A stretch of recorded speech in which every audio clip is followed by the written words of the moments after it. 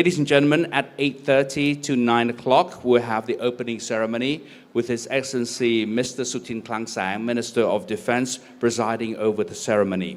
And as a mark of respect, we'd like to ask everyone to please rise when His Excellency, the Minister of Defense, enters the room.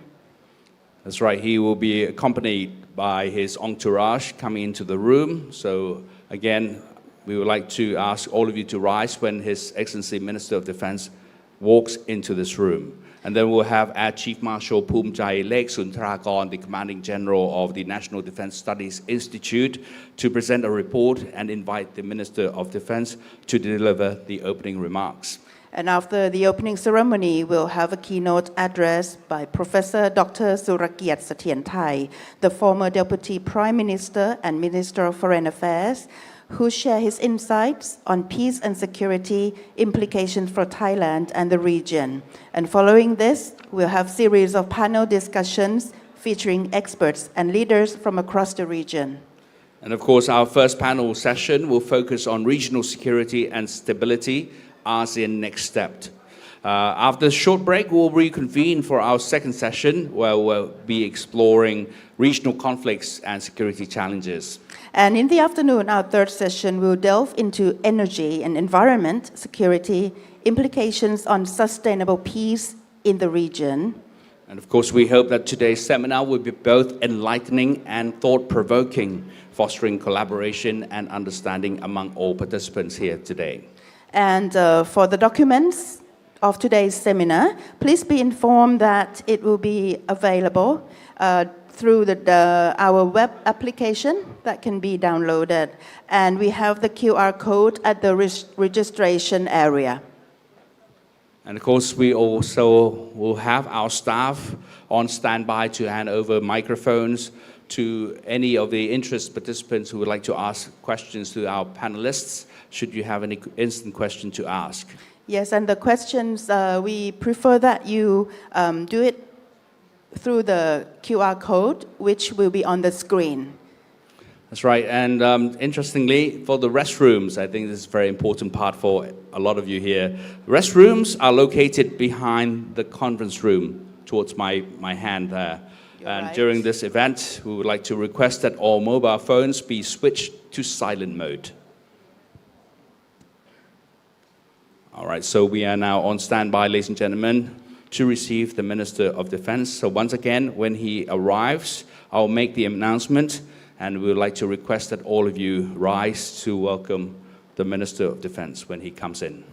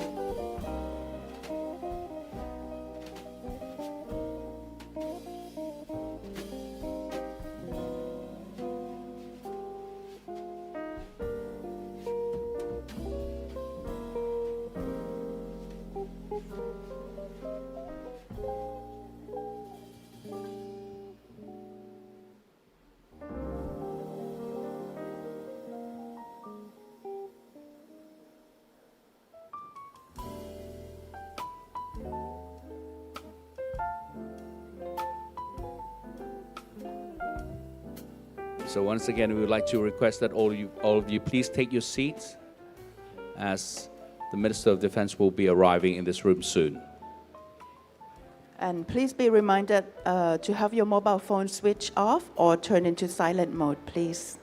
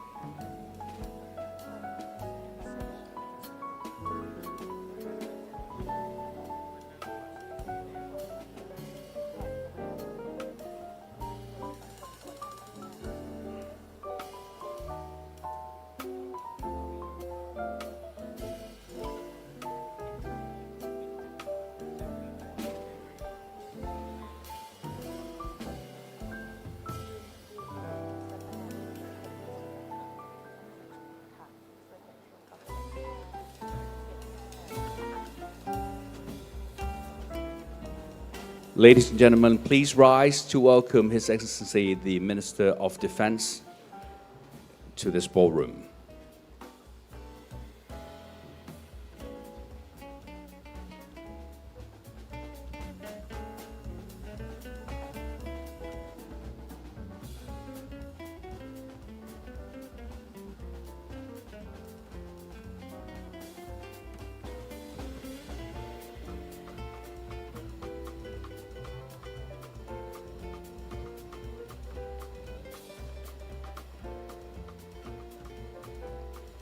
Thank you very much. Please be seated.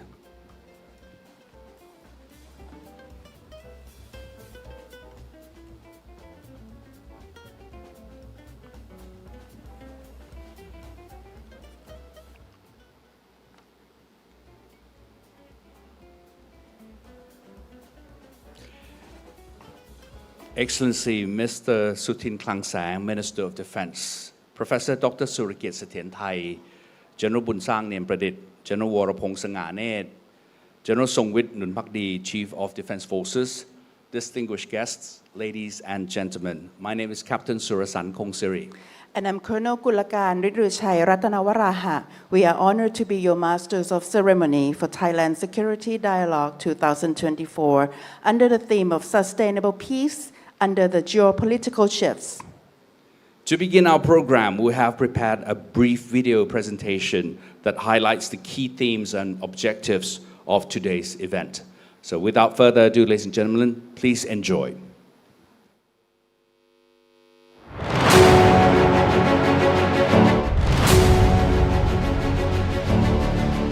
The rapid changes in security situation in the recent years have brought about challenges to both regional and global security.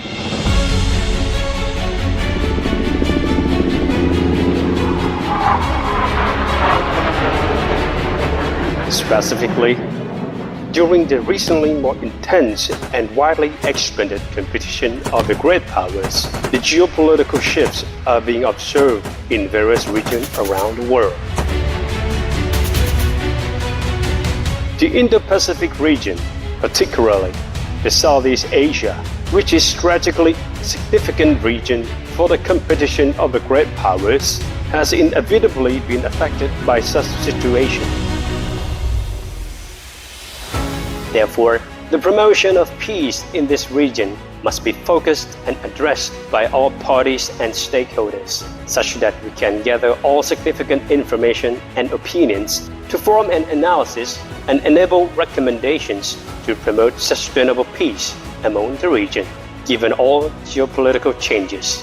This is beneficial not only to both Thai military and all relevant state agencies, but also to ASEAN member states and dialogue partners in making progress towards the cooperation among the parties to enhance security and stability in both regional and global scale. On this occasion, the National Defense Studies Institute, as a think tank of the Royal Thai Armed Forces, would like to offer our services to participate together with various parties and stakeholders in the mission to build up confidence and create an environment which is advantageous for the promotion of peace.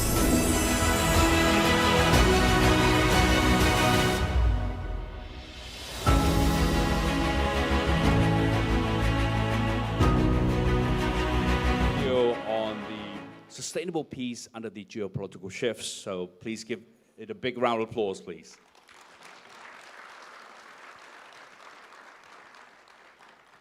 And we're very honored indeed to have His Excellency the Minister of Defense to preside over the opening ceremony today. So distinguished guests, ladies and gentlemen, it is now time to officially commence Thailand Security Dialogue 2024. And to mark the beginning of today's proceeding, it's our great honor to invite Air Chief Marshal Phumchai Lek Suntharakon, Commanding General of the National Defense Studies Institute, to present a report on the background and objectives of this seminar to the Chair. Please, sir.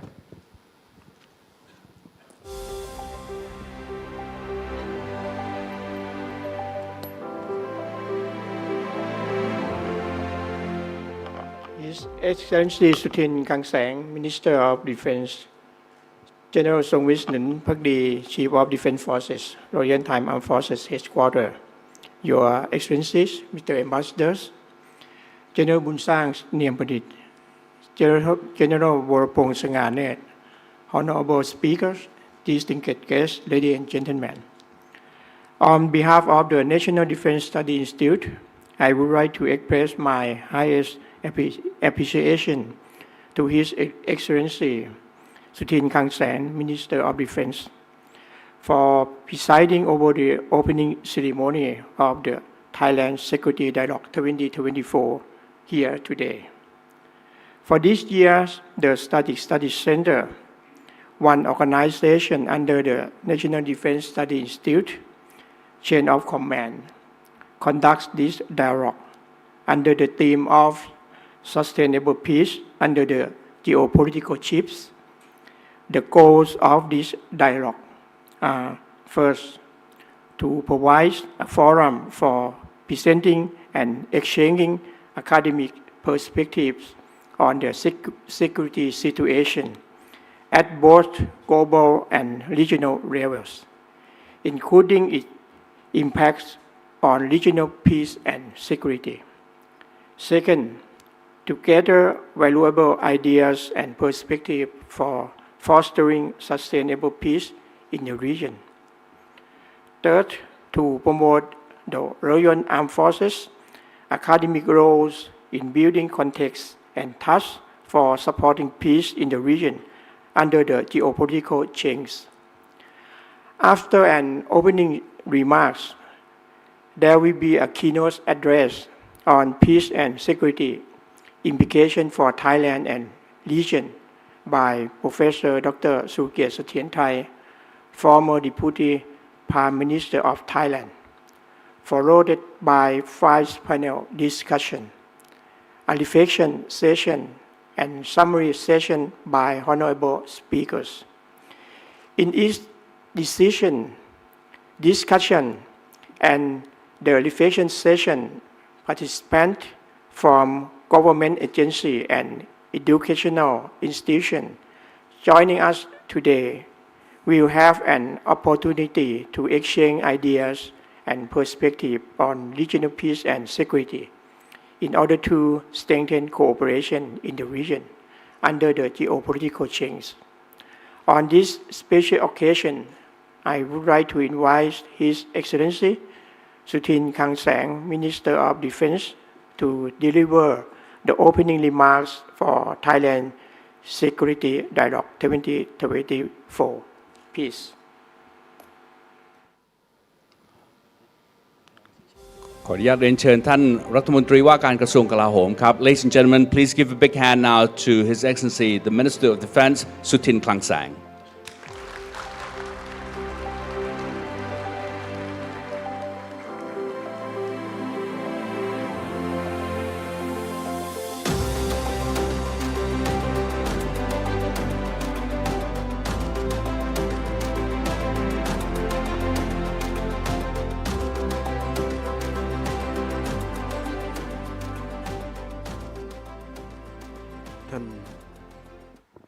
ท่านผู้บัญชาการทหารสูงสุดท่านเอกอัครราชทูตท่านผู้ช่วยทูตทหารวิทยากรและแขกผู้มีเกียรติทุกท่านผมรู้สึกเป็นเกียรติที่ได้ต้อนรับแขกผู้มีเกียรติทุกท่านสู่ประเทศไทยและมีความยินดีเป็นอย่างยิ่งที่ได้ต้อนรับทุกท่านสู่การประชุมสัมมนาทางวิชาการนานาชาติ 2567 ในวันนี้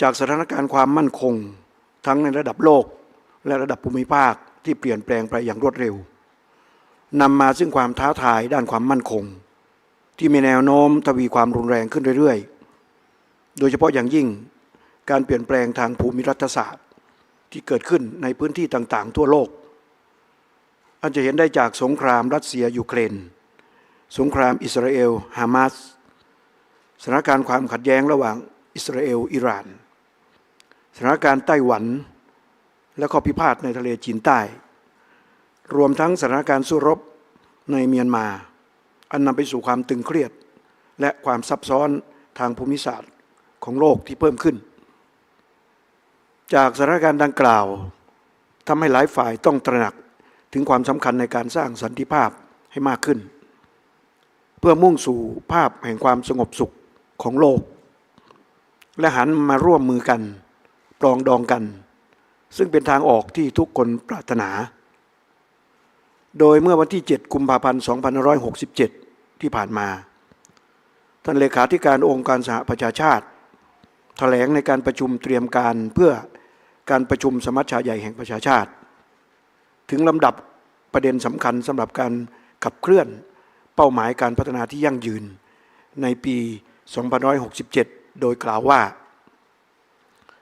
สันติภาพของโลกกำลังถูกคุกคามมากขึ้นโดยมีสาเหตุมาจากความตึงเครียดทางภูมิรัฐศาสตร์การแบ่งขั้วทางอำนาจและความไม่เท่าเทียมโดยที่ประชุมเน้นย้ำถึงความสำคัญของสันติภาพเป็นเป้าหมายลำดับแรกพร้อมทั้งเรียกร้องให้รัฐสมาชิกขององค์การสหประชาชาติให้ความสำคัญกับการถกสนทนาถึงการแก้ปัญหาความขัดแย้งและผลักดันสันติภาพไปทั่วโลกรวมถึงเน้นย้ำความจำเป็นในการสร้างความขัดแย้งแก่สันติภาพโลกและขยายกรอบความมั่นคงวาระเพื่อสันติภาพฉบับใหม่สมาชิกอาเซียนรวมทั้งประเทศไทยย่อมได้รับผลกระทบจากการเปลี่ยนแปลงทางภูมิรัฐศาสตร์ภายใต้การแข่งขันของมหาอำนาจในภูมิภาคด้วยเช่นกันกระนั้นก็ตามอาเซียนถือเป็นจุดยึดของสันติภาพและเสถียรภาพในภูมิภาคเอเชียตะวันออกเฉียงใต้มาเป็นเวลาร่วม50 ปีปัจจุบันเอเชียตะวันออกเฉียงใต้มีขนาดเศรษฐกิจใหญ่เป็นอันดับ5ของโลกได้รับการยอมรับว่าเป็นผู้นำในเรื่องของภูมิภาคนิยมและหลักการพหุภาคีนิยมด้วยจุดแข็งนี้ หากอาเซียนมุ่งสู่การเป็นอาเซียนที่เชื่อมโยงยั่งยืนเป็นเอกภาพและยืดหยุ่นมากขึ้นได้ตามความมุ่งหมายจะไม่เพียงช่วยปลดล็อกศักยภาพสูงสุดของอาเซียนและเพิ่มขีดความสามารถในการแข่งขันของภูมิภาคหากยังส่งผลให้อาเซียนสามารถเผชิญกับความไม่แน่นอนทางภูมิรัฐศาสตร์ภูมิเศรษฐศาสตร์และการจัดการกับความท้าทายในระดับภูมิภาคและโลกที่เปลี่ยนแปลงไปอย่างรวดเร็วได้ทั้งนี้ประเทศไทยในฐานะสมาชิกอาเซียนซึ่งมีความสัมพันธ์อันดีกับทุกฝ่ายมีความเหมาะสมที่จะแสดงบทบาทในการเป็นโซ่ข้อกลางเชื่อมโยงประเทศต่างๆรวมทั้งประเทศมหาอำนาจให้เข้ามามีส่วนร่วมกันในการพูดคุยประเด็นที่เกี่ยวกับสันติภาพและเสถียรภาพในภูมิภาคได้เป็นอย่างดีกระทรวงกลาโหมโดยสถาบันวิชาการป้องกันประเทศเล็งเห็นถึงความสำคัญกับการมีบทบาทของกองทัพไทยในการสร้างสภาวะแวดล้อมและความไว้เนื้อเชื่อใจที่เอื้อต่อการสร้างสันติภาพในภูมิภาคภายใต้สถานการณ์ที่ไม่แน่นอนจึงนำไปสู่การจัดประชุมสัมมนาทางวิชาการนานาชาติ 2517 ในหัวข้อสันติภาพที่ยั่งยืนภายใต้การเปลี่ยนแปลงทางภูมิรัฐศาสตร์ซึ่งจะก่อให้เกิดประโยชน์อย่างยิ่งต่อการขยายความร่วมมือระหว่างประเทศและระดับโลกต่อไปผมขอขอบคุณทุกท่านที่มีส่วนช่วยในการประชุมสัมมนาทางวิชาการนานาชาติ 2567 ครั้งนี้ให้เกิดขึ้นผมหวังไปอย่างยิ่งว่าผลจากการแลกเปลี่ยนมุมมองที่หลากหลายจะนำไปสู่ข้อเสนอแนะในการสร้างสังคมที่สงบสุขและเท่าเทียมรวมทั้งเป็นพลังในการร่วมกันผลักดันและขับเคลื่อนเพื่อกำหนดอนาคตที่มีสันติภาพและความเสมอภาคทั้งต่อประเทศไทยและโลกนี้อย่างที่ตั้งใจไว้ผมหวังว่าผู้มีเกียรติทุกท่านจะได้รับความสะดวกสบายและความประทับใจในระหว่างพำนักในประเทศไทยขณะนี้ได้เวลาอันสมควรแล้วผมขอเปิดการประชุมสัมมนาทางวิชาการนานาชาติ 2567 ในหัวข้อสันติภาพที่ยั่งยืนภายใต้การเปลี่ยนแปลงทางภูมิศาสตร์ณบัดนี้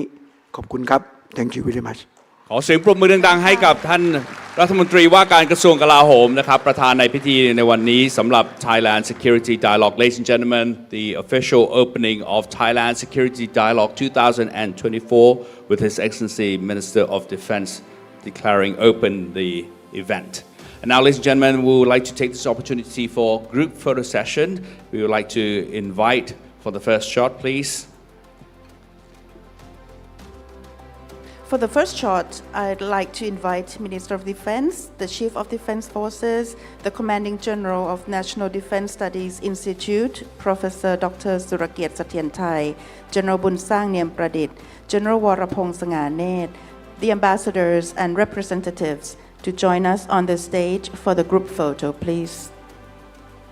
จะเป็นการถ่ายภาพแรกนะครับในจำนวนทั้งหมด3ภาพด้วยกันครับภาพที่1 the first shot of the 3 shots ladies and gentlemen the first shot with all the distinguished representatives and we also would like to invite the ambassadors to join in as well please ambassadors and representatives of the ambassadors from respective embassies please join in for the group picture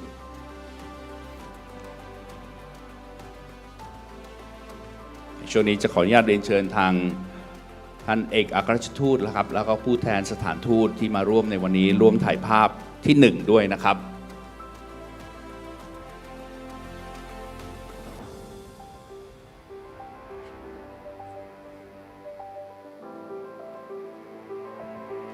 This is truly a momentous occasion. We're very honored indeed to have the Minister of Defense presiding over this opening ceremony of our inaugural event, Thailand Security Dialogue. Okay, on the count to 3, ladies and gentlemen, นับ1 ถึง 3 นะครับพร้อมนะครับช่างภาพ Ready? 1, 2, 3. All right, so thank you. And for the second shot, may we invite the representatives, the defense attaches, please. And at this time, we would like to ask all the excellencies, the ambassadors and representatives to kindly return to your seats, please. Only ambassadors and representatives, please kindly return to your seats. And now we would like to invite the Defense attaches attaches.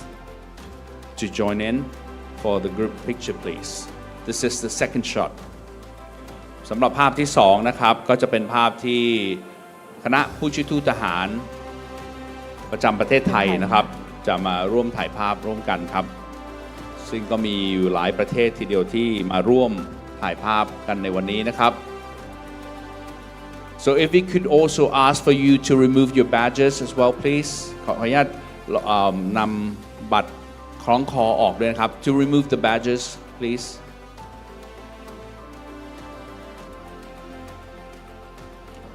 Or you can tuck the badge in. Yes, that's correct. Perfect. พร้อมนะครับ พร้อมนะครับ Ready? Oh, we still have to ask the Japanese defense attaché to perhaps move to the side. left. Okay. Perfect. So we're all set for the second shot. พร้อมนะครับ Ready? 1, 2, 3. Perfect. Thank you very much. Thank you. And now for And the we have third the shot. third shot. And if I could ask the defense attaches to return to your seats. For the third shot, we would like to ask representatives of the Association of National Defense College of Thailand, Joint Standing Committee of Commerce, Industry and Banking, as well as the representatives of National Defense University of both the United States, the People's Republic of China, to join in for the group picture, please. สำหรับภาพที่3นะครับก็จะเป็นทางผู้สนับสนุนการจัดงานในครั้งนี้รวมไปถึงทางสถาบันการศึกษาต่างๆทั้งสหรัฐและก็ทางจีนนะครับที่จะมาร่วมถ่ายภาพในครั้งนี้ด้วยครับ So once again representatives of the Association of National Defense College of Thailand, Joint Standing Committee of Commerce, Industry and Banking, as well as representatives of the National Defense University of both United States and the People's Republic of China to join in, please.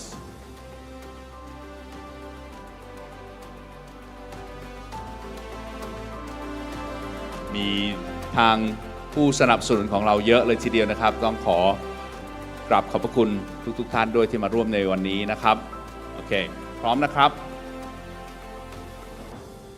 มองกล้องนะครับ ready okay. On the count to 3 1 2 3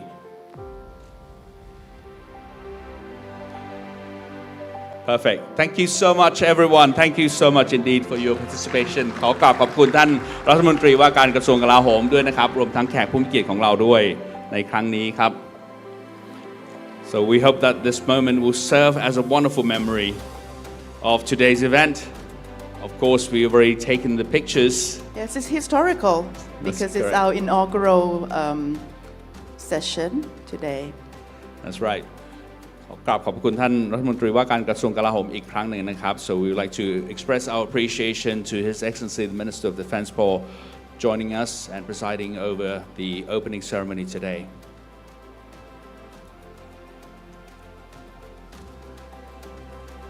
And of course, ladies and gentlemen, that concludes the actual opening ceremony, and we would like to continue on with the first session or the first event of the day following the opening ceremony, which is, of course, a keynote address.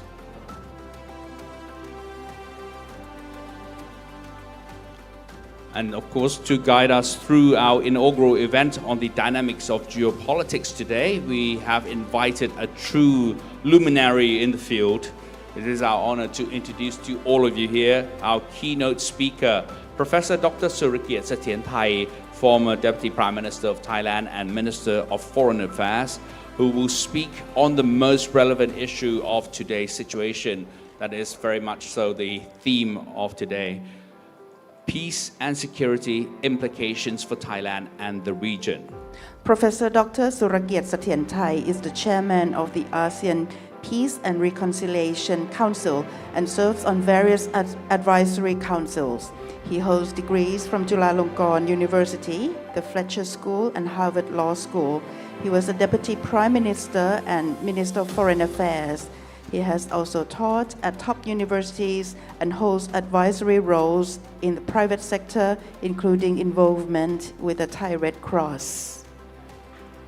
And of course, ladies and gentlemen, I know that you have all been waiting for this moment. Ladies and gentlemen, please give a big hand now to welcome Professor Dr. Surakiart Sathirathai.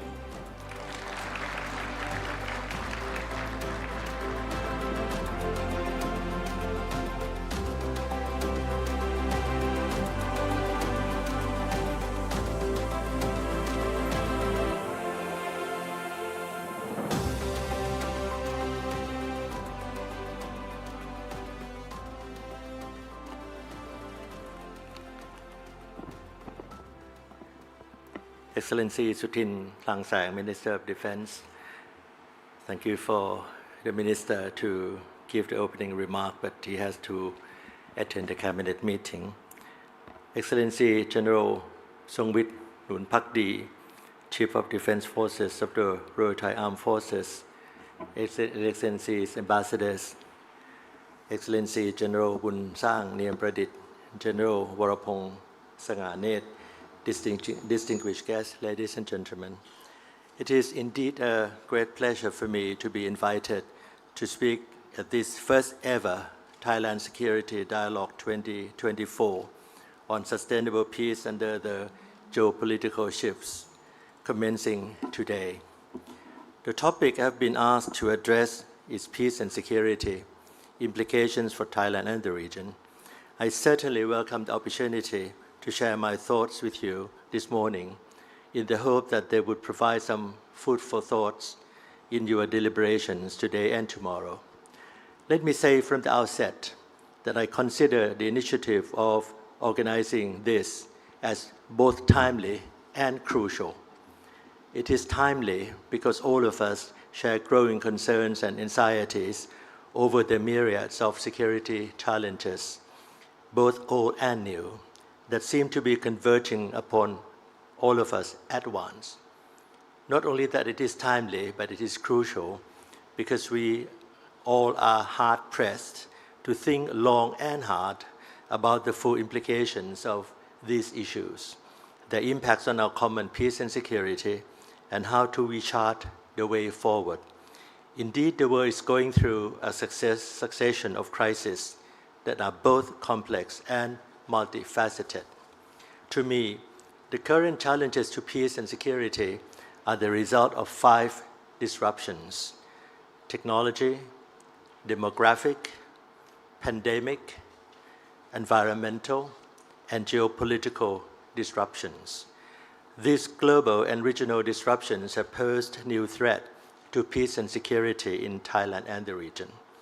On technology disruptions, digital economy and artificial intelligence, and now the generative AI, have changed our way of life, have changed the industrial production pattern, agriculture, work process, business, intelligence, and defense strategy.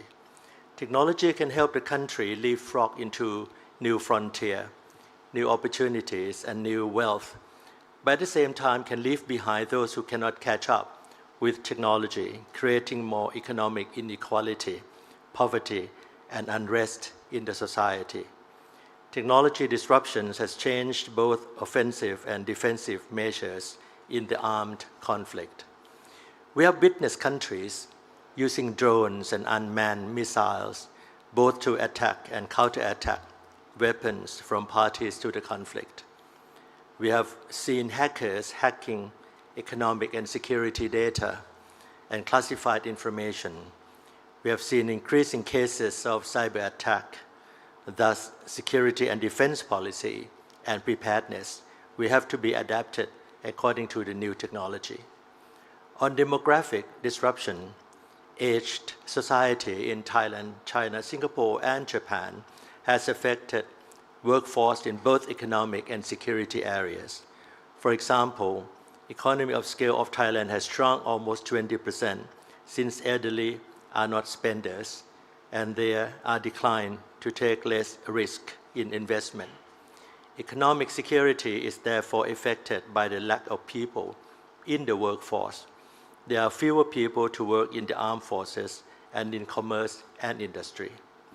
On pandemic disruption, COVID-19 has shown that health security and economic security are indeed intertwined. During the peak of COVID-19, the decision whether to relax restriction on economic activities or to continue to restrict economic activities to prevent infection were a difficult balance many countries had to weigh. Then and now, health security has become a major policy concern of many countries. Every country thinks of adequate and accessibility of vaccine, surgical masks, PPEs, negative pressure rooms, and hospitals for those infected if there were to be new pandemic. Moreover, food security has become another major issue.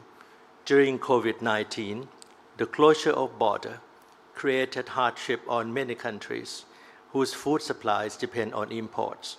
And food and health security together, that is food and medicine, to increase immunity and to revitalize patients after being infected, have become major issues for policymakers around the world. During COVID-19, we have seen unrest in many parts of the world, resulting from many kinds of reasons. There cannot be sustainable peace if health and food security are not adequately provided. On environmental disruptions, as climate change has become climate crisis and it has become climate catastrophe. And in the words of the UN Secretary General, Antonio Guterres, global warming has become global boiling. Natural disasters have become evident in all parts of the world. Flash flood, warmer sea and river, forest fire, storm surge, earthquake, and so forth, required workforce from the military and civilians to help people faced with crisis. Climate crisis has created hardship for people from many walks of life, threatening their well-being and social and human security. We have seen now the flood in the northern part of Thailand. The military, civilians have been working together very tirelessly. The foundation, Friends in Need of Pa Foundation, that Her Royal Highness Princess Pacharakitiyapa is a chairperson and I'm the vice advisory chairman, have been working very hard to help the flood victims in various provinces in the north. Peace cannot be sustained if all countries do not work together on mitigation, offset, and adaptation. We must act now for environmental security, not for the next generation, but for the present generation as well. It is also of great concern that the world is seriously off track to achieve Sustainable Development Goals by 2030 deadline. And especially now that only 15% of the goal are on track so far. Environmental security and human security is seriously threatened if Sustainable Development Goals are not to be achieved by 2030 as planned. On geopolitical disruptions, the modern warfare, that is the economic, investment, and technological contestation among major powers, have become war and have continued. However, the conventional warfare, that is the use of military force, the invasion into territory of another country, the internal armed conflicts within a country, have also continued for years. Worse yet is the fact that the conventional war and the modern war have interacted. The sanction on Russia in 2022 increased the price of energy, thus global inflation. Many countries, including Thailand, had to increase interest rate to deal with inflation. Sanctions on finance and monetary system have brought attempt for alternative economic order, such as the petro yuan or renminbi, alternative system of payment settlement when SWIFT was sanctioned, or cooperation under the BRICS, BRICS, on de-dollarization. Situation in Myanmar, our neighbor, has brought major concern on the lack of democracy, armed conflicts, gross violation of human rights, the serious needs for humanitarian assistance, and now geopolitical contestation in Myanmar. The Thai armed forces have to police our over 2,000 kilometers of common border with Myanmar to prevent clashes among opposing groups from spilling over into the Thai territory. The Thai government has to take care of displaced persons fleeing the war in Myanmar.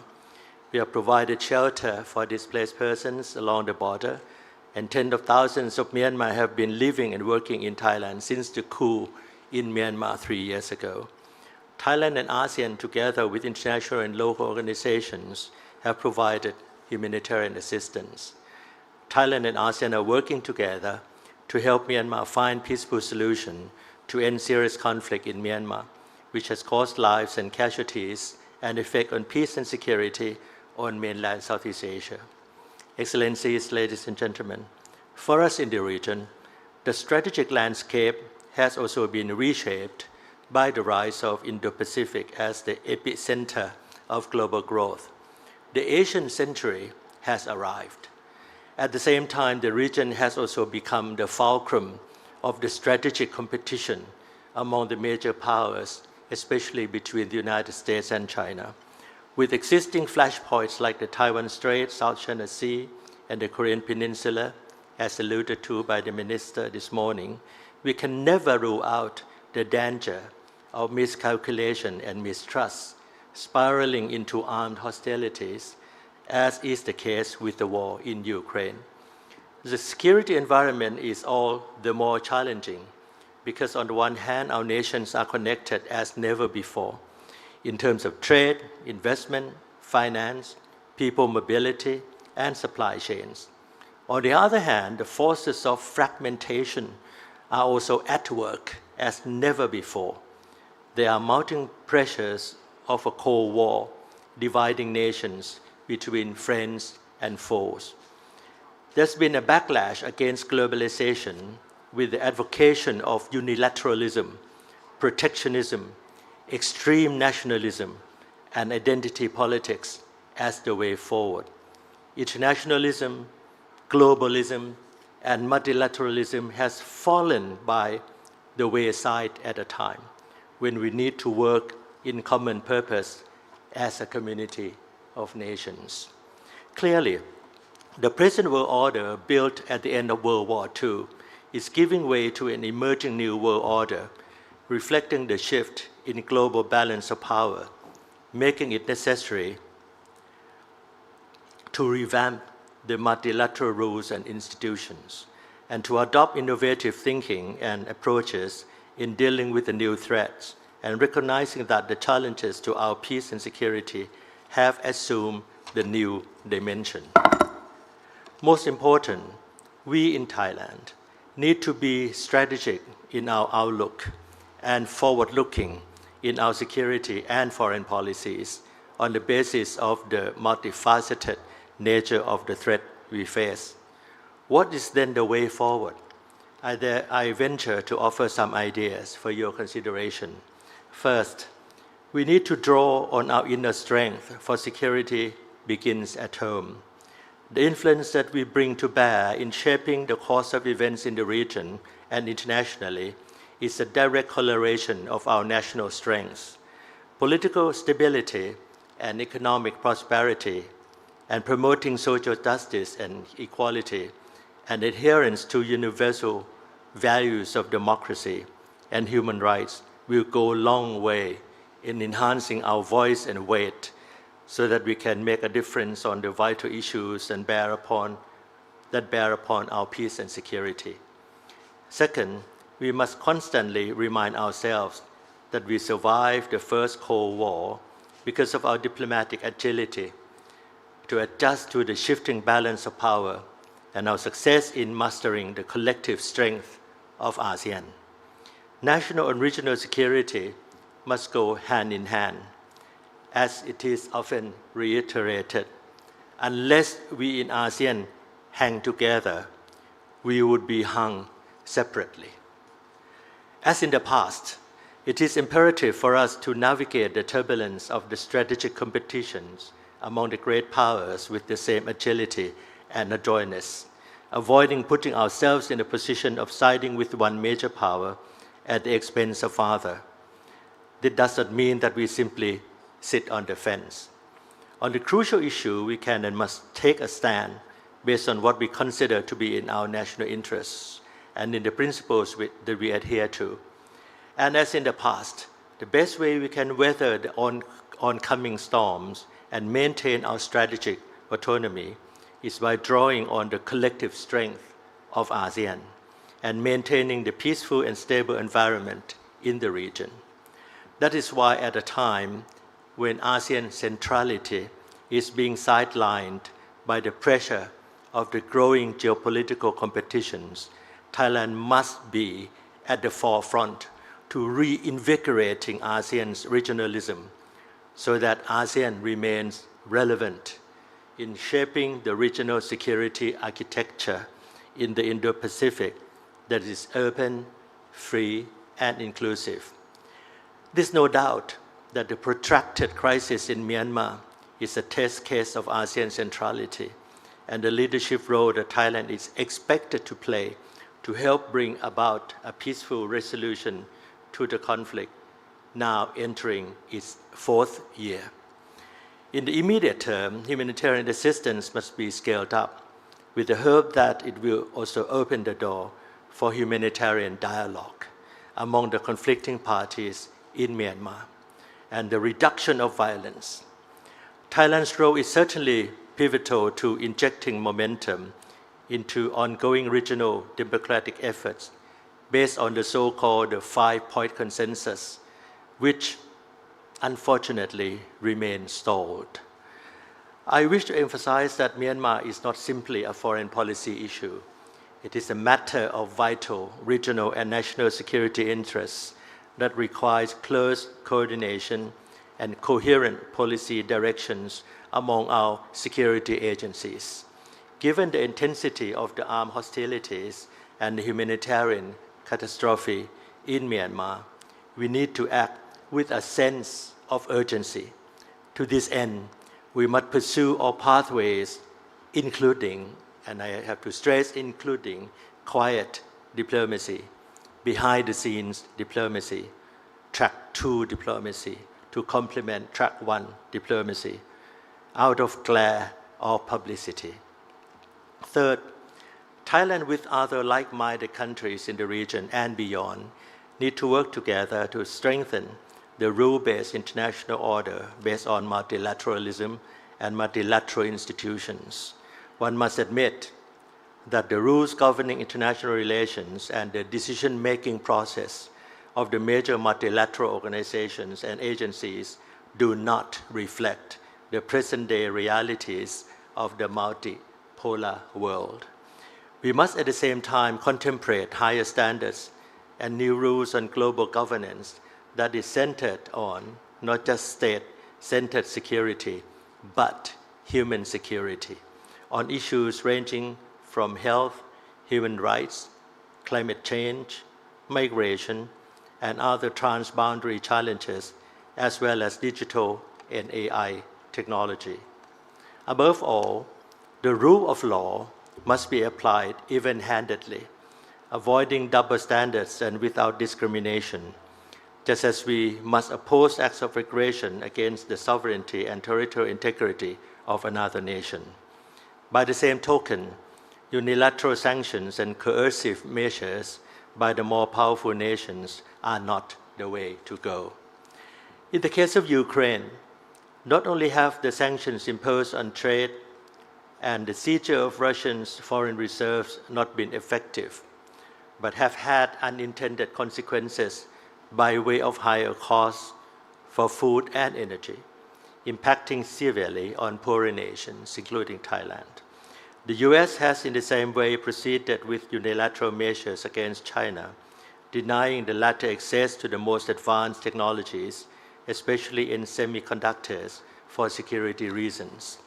This trend has compelled nations to seek alternative arrangements for trade, for investment at the regional level, and look at other options for conducting international financial transactions outside the current international economic order, which remains driven by the West.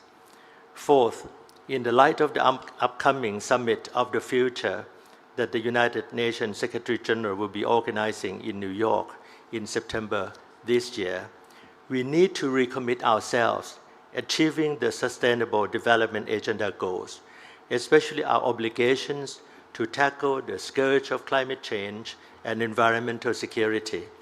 Secretary General Guterres has already forewarned that at the pace we are going now, we fall very far short, very far behind of achieving the Sustainable Development Goals. According to the study released by the Boao Forum for Asia that organized a roundtable here in Bangkok yesterday, Asia Pacific is getting into 32-year delay in achieving Sustainable Development Goals in 2030. It is hoped that the Summit of the Future at the end of September will generate enough political will and impetus to move forward on all fronts: mitigation, adaptation, and preparedness. Financing holds the key. The only way we can make the needed financial resources and technical expertise available is by forging a real partnership between developed and developing countries. Otherwise, we face an uncertain future ahead. On our part, Thailand must make its contributions as a responsible member of the international community. Fifth, nowadays, advanced technologies, especially digital and artificial intelligence, has brought about a great leap forward in mankind's ability to think, to create, and have expanded the frontier of knowledge and opportunities for a better future for all. Unfortunately, countries unable to acquire these technologies will find themselves left behind, thereby further widening the inequalities in and among nations, fueling discontent and instability. At the same time, we are also acutely aware that AI in particular has its downside in terms of enhancing the state ability to infringe upon individual security, freedom, and rights. Moreover, as I've mentioned at the outset, AI, when employed as an instrument of modern warfare, such as unmanned drones and aircraft, can raise the level of destruction in ways we were never before imaginable. There's also greater concern about the spread of fake news, disinformation, and false narratives generated by AI that could sow the seeds of malice and hatred in our respective societies. Cybersecurity means managing competition and threats in cyberspace. This will depend in no small amount now how we govern the use of artificial intelligence. There is a very real risk that one day AI will be able to decide our destiny. So before it is too late, we need to cooperate in putting in place the required rules and safeguards to enhance our cybersecurity in order to avoid the path that leads us to uncharted waters. Excellencies, ladies and gentlemen, in conclusion, I wish to underscore that we live in a very challenging times. The events and disruptions unfolding around us are complex, interlinked, and multifaceted.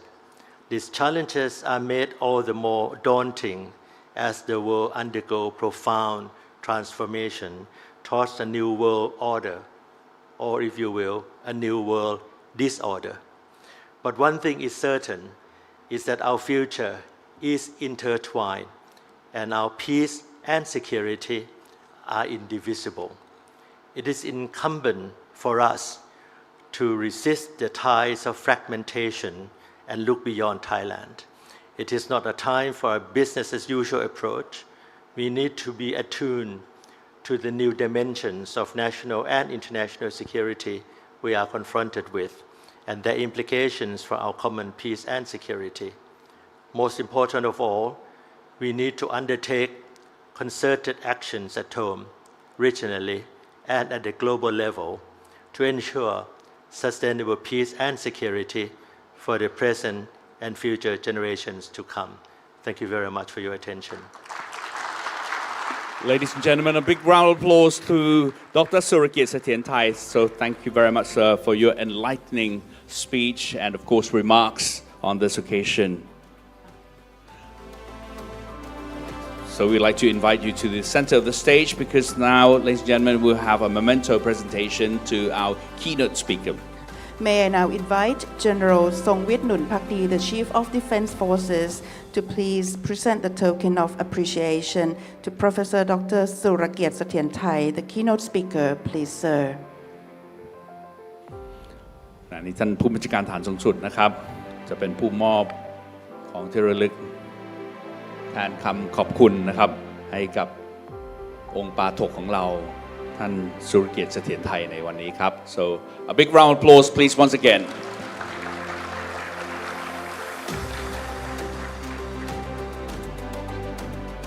what a enlightening and of course a lot of We have a lot of interesting challenges. details indeed. Okay. He actually emphasizing on certain key points, ladies and gentlemen, on unity for peace, ASEAN centrality, and many faceted of challenges that we all have to face with, notably the emerging technologies, AI, and the likes. So now, ladies and gentlemen, it is now time for a short break. So we'd like to invite all of you to take this short break to its fullest, because obviously a lot of thoughts, a lot of interest materials have been inputted into your minds and thoughts during that keynote address. So I think that you need time to take that reflection with you during this short break. So how long will the short break be? We'll take about 15 minutes, 15 minutes, ladies and gentlemen, 15 minutes. So that's to say, let's be back here by 09:45. 09:45. So I'll give you an extra time for that so that you can have your leisure time and walk around, mingle with your friends and of course allies and what have you. So 9:45, ladies and gentlemen. The restrooms, once again, we'd like to make this announcement. Restrooms are located in the back of this conference room. On the right-hand side when you go out. On the right-hand side as you go out. So restrooms are available and tea break, coffee break is also available. So 9:45, we'll be back here again, ladies and gentlemen, for the first session, the panel discussion. Thank you very much. See you soon.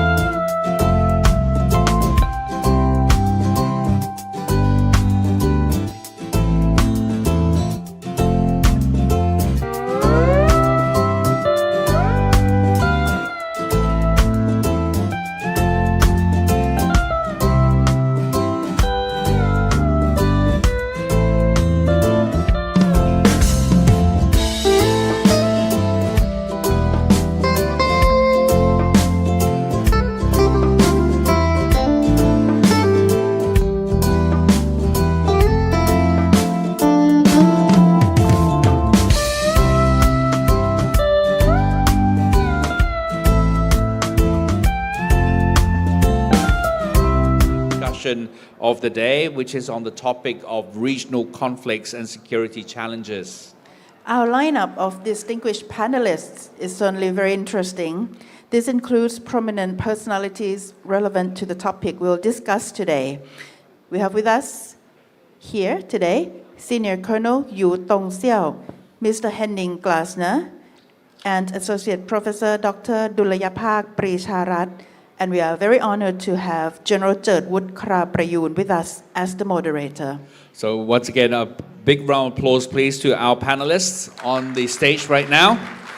And just before we let the moderator take the floor, we would like to introduce you to the background of each individuals on the stage. Our first panelist, Senior Colonel Yu Tong Xiao, is a professor at the International College of Defense Studies, National Defense University of People's Republic of China. He holds degrees in English, international strategy, international relations, and military law. His research focuses on international security, geostrategy, and law, and he has published over 30 academic papers and numerous works on military diplomacy and law. And for our second speaker, Mr. Henning Glasner is the director of the German Southeast Asian Center of Excellence for Public Policy and Good Governance and chairman of the Asia Governance Foundation. He studied law at the University of Münster and has served as a legal consultant, trainee lawyer, and assistant professor. Since 2007, he has been a foreign lecturer at Thammasat University's Faculty of Law. And our next panelist is none other than our compatriot, Associate Professor Dr. Dulayapak Pricharat. He is the Deputy Director of Southeast Asian Studies at Thammasat University and also the President of Association of Regional Studies of Thailand. He holds a PhD in comparative politics from the University of Hong Kong with research experience at Cornell University. His expertise includes Southeast Asian politics, international politics, and defense policy. He has published widely, including The Politics of Federalization in Myanmar, published by Routledge in 2023. And our esteemed moderator, General Jertwood Kraprayun, holds a Bachelor of Science from Chulalongkorn Royal Military Academy and a Master of Science in Industrial Engineering from the University of Oklahoma. He has trained at the Royal College of Defense Studies in London and the National Defense College, Thailand. His past roles include Commander of the 4th Armored Battalion, Defense Attaché to the US, and Military Advisor to the Thai UN Mission. He currently advises the Senate Committee on Military and National Security. Now, ladies and gentlemen, without further ado, I give the floor to General Jertwood Kraprayun on the topic of regional conflicts and security challenges. Please welcome. Thank you very much for the kind introductions, and good morning, ladies and gentlemen, distinguished guests and fellow participants. It's my great pleasure to be moderating the Session 1, Geopolitical Shift and Regional Peace and Stability, which is a good starting block for the follow-on session today and tomorrow. We gather here today to find ourselves at a critical juncture in global affairs, where profound changes in balance of power in the Indo-Pacific, and especially in the Southeast Asia particular, that emerging as a focal point for these geopolitical shifts. These changes have implications for the security, economy, and future prosperity for us all. So it is paramount important for all of us to understand and navigate these changes. So the objective of today's Session 1 is to explore, to analyze, to consider these changes and its implication in order for us to adapt or shape our environment for the prosperity of us all. We have fortunate that we have three distinguished speakers who will bring their own unique perspective on these subjects. So without further ado, let us begin with our first speaker, Professor Yu. The floor is yours.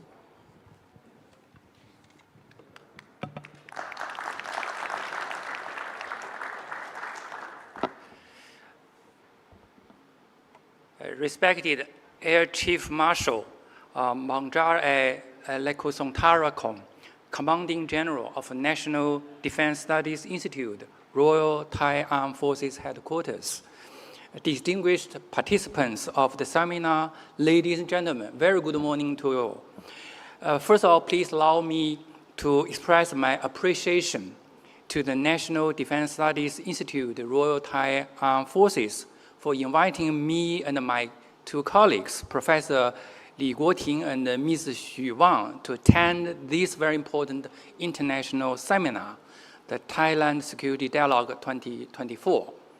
It is also really a great honor for me to be invited to be a panelist of Session 1, the geopolitical shift and the regional peace and stability.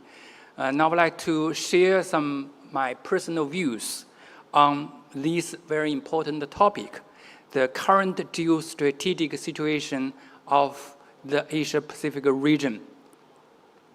As we know, the Asia-Pacific region is a vast area, including more than 75 countries and regions in Asia, Oceania, and the Pacific coastal countries of American continent. The population in this area accounts for 66% of the total world population and covers around 45% of the total global land. And because of time limits, actually this topic is very huge and big.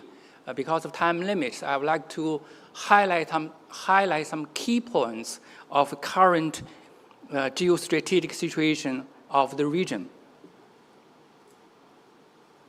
First, the rivalry among geostrategic powers. And the struggle between the land power and the sea power will continue. According to Mr. Mackinder, the famous British geopolitician, he also the founder of the theory of land power theory. He believed that the history of the world is the history of the struggle between land power and the sea power. The land power mainly referred to, say, the Germany, Russia, and so on and so forth. While the sea power, the UK, Netherlands, Spain, and so on and so forth, Netherlands, so on and so forth. During the Cold War era, we know there's a bipolar world structure, and many believe that it is the struggle between the communist camp headed by the Soviet Union and the capitalist camp led by the United States. Is the kind of the communism and the capitalism struggle. But according to geostrategist view, actually the Cold War era is still the struggle between the land power, the former Soviet Union, which covers more than 22 million square kilometers, 1/7 of the total land area of the whole world, and a dominant sea power, the United States, who actually have a dominant position over major oceans and seas in the world. So the Cold War era is also a land power, sea power struggle. With the end of the Cold War, the Soviet Union dismantled, collapsed, the Warsaw Pact collapsed, and the Russia actually, especially during the President Yeltsin era, adopted a pro-West policy, and the leader of the Russian United States repeatedly claimed that they are no longer enemies, they are no longer opponents, they are now friends. But the geostrategic reality is the relation between Russia and the United States is still very complicated, because in United States, the Western countries' view, Russia is still the largest country in the world. It covers 17 million square kilometers, the largest country, and also occupy the center of the heartland. And Russia also have a very strong military power, especially its nuclear arsenal. And in today's world, the only country can destroy the United States for more than once, that is Russia, because of huge nuclear weapons. And even today, the nuclear weapons, in my view, is still the most effective deterrent weapons in Russia's hand. So in Americans' view or in the Western countries' view, Russia is still maybe become a potential threat if its policy change after the end of the Cold War. So the reality is the land power, I mean, refer to the Russia, and the sea power, I'm here mainly refer to the United States. Their relation is still in a different position. Their relations are still very complicated, and the United States still look closely the internal and external policies of Russia. And one of key or main policies adopted by the United States and its Western allies is to expand NATO, to push their defense lines close to Russia's border as closer as possible, to squeeze those strategic buffer zones of Central and East Europe. Well, in Russia's view, and President Putin openly say, the collapse of the Soviet Union is the most significant geostrategic disaster in the 20th century. Russia's territory actually screamed greatly after the collapse of the Soviet Union.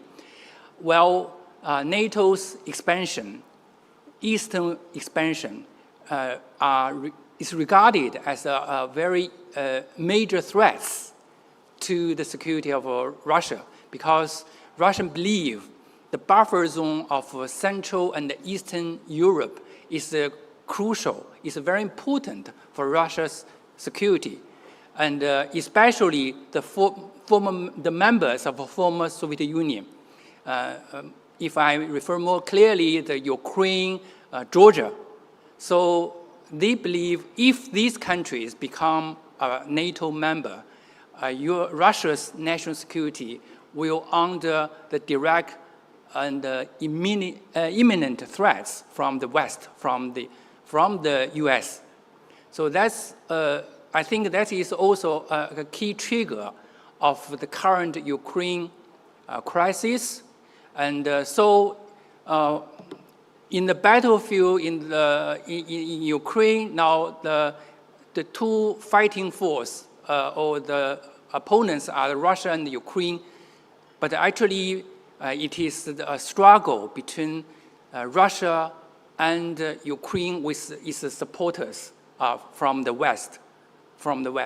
So it's not, it's a very complicated geostrategic reality on the Eurasia continent. And according to the US National Security Strategy released in 2022 by the Biden administration, it clearly called Russia as the imminent threats to the democratic free international system. So the relation between these major two world powers, global powers, I think is further deteriorated, and we have to look at them closely. And their relations definitely have a great impact on the overall global national security, definitely also have the impact on the Asia-Pacific region. These two countries are also key Asia-Pacific powers or players.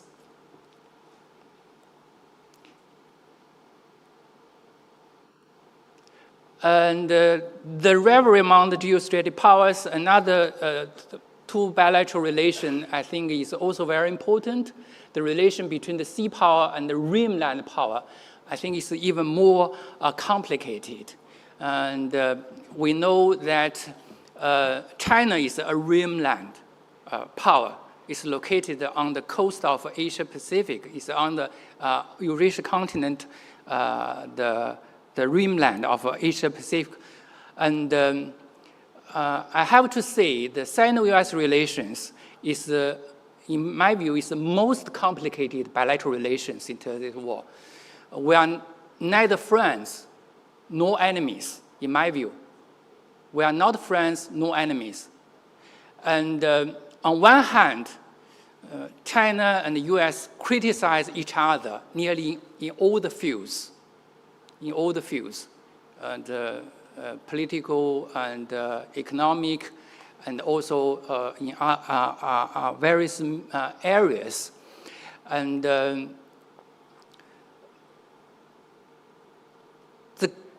I think the key, the point, in my view, between China-US relations, or we can say the rivalry or conflict, competition, whatever we can call, is that United States believes, or many Americans believe, China as a communist country. The rising of China will definitely is bound to challenge current international order, mainly established by US and its allies or the Western countries. And it will challenge Americans' leadership in the world and in the Asia Pacific in particular. Well, for China, for Chinese, we also, there are strong views among Chinese. United States now try every means to prevent or undermine China's rise, undermine China's national rejuvenation.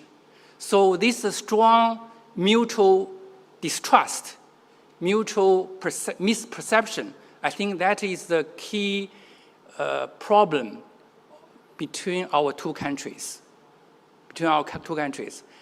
Just now I have mentioned, our two countries criticize strongly against each other on many, nearly all the trade issue, human rights, Taiwan question, South China Sea disputes, and also the military modernization, America's military presence in Asia Pacific, and China's military modernization drive, and Tibet, Xinjiang.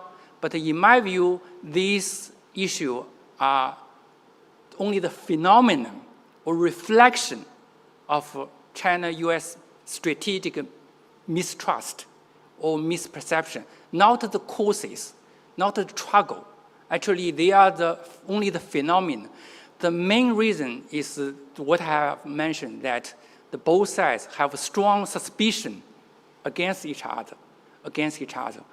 So, but I have mentioned that United States is the most powerful country in today's world, politically, militarily, and science technologically.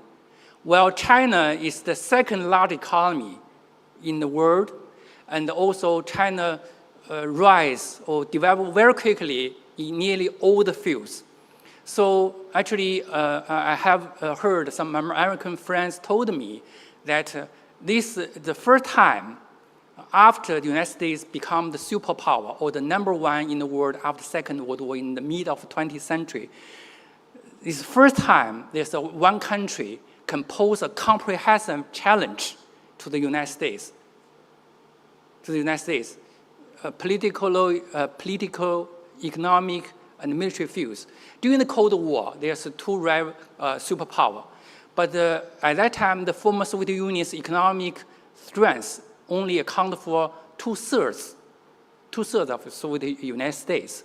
So economically speaking, the former Soviet Union is far away behind the United States. But today's China rise rapidly. It's in the comprehensively challenge Americans' leading position. So that's, I think, is also cause Americans strong worry that someone is, and also we have different historical background, ideology, so on and so forth. This caused a great worry from American side. So this, I think that is the key or the most important factor influencing or affecting Sino-US relations. And just as I mentioned, the United States National Security Strategy 2022, issued by the Biden administration, said that China is today's only country have the intention and the capability to challenge today's world or Americans' dominant position.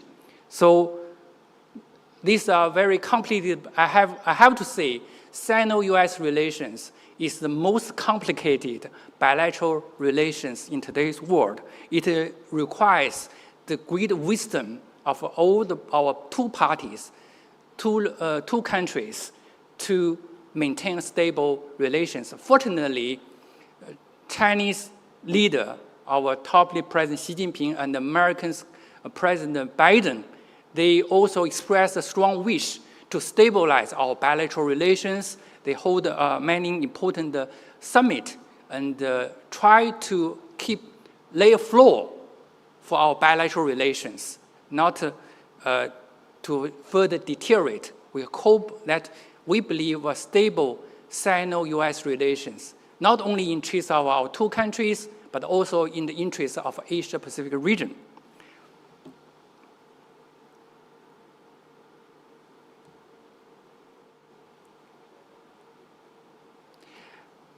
Well, I think that the second important feature for the region is there's two crisis lines. One is the maritime crisis lines, and another one is the land crisis lines. The maritime crisis lines from Japanese Sea. We know that there are some disputes between Russia and Japan over some islands in the north part, and also there's some disputes. Actually, there's some maritime disputes among all the countries in this region, or among between each other. Say, just now I mentioned Russia, Japan, and Japan and Korea, the Republic of Korea, and also the DPRC, the North Korea, over the Doktung Island, and there's the disputes between China, Japan, also South Korea and Japan over the demarcation of EEZ and the continental shelf of the Yellow Sea and the East China Sea. And there's disputes between China and Japan over the island. In Chinese, we call the Diaoyu Dao Island. Senkaku in Japanese, they call them. And we have the disputes over the ownership of the group of islands in East China Sea, and also the demarcation of the EEZ and the continental shelf of East China Sea.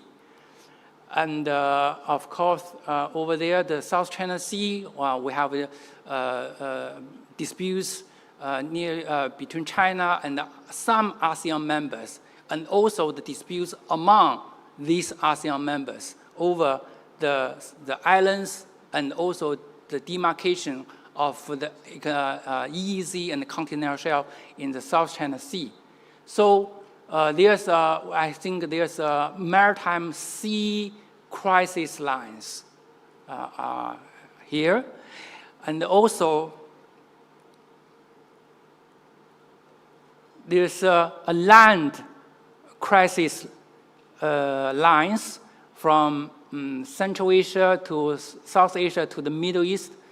Central Asia, we know after the collapse of Soviet Union, the 5 Central Republics, they face we call 3 evils: the extremists, the separatists, and also the religion extremists.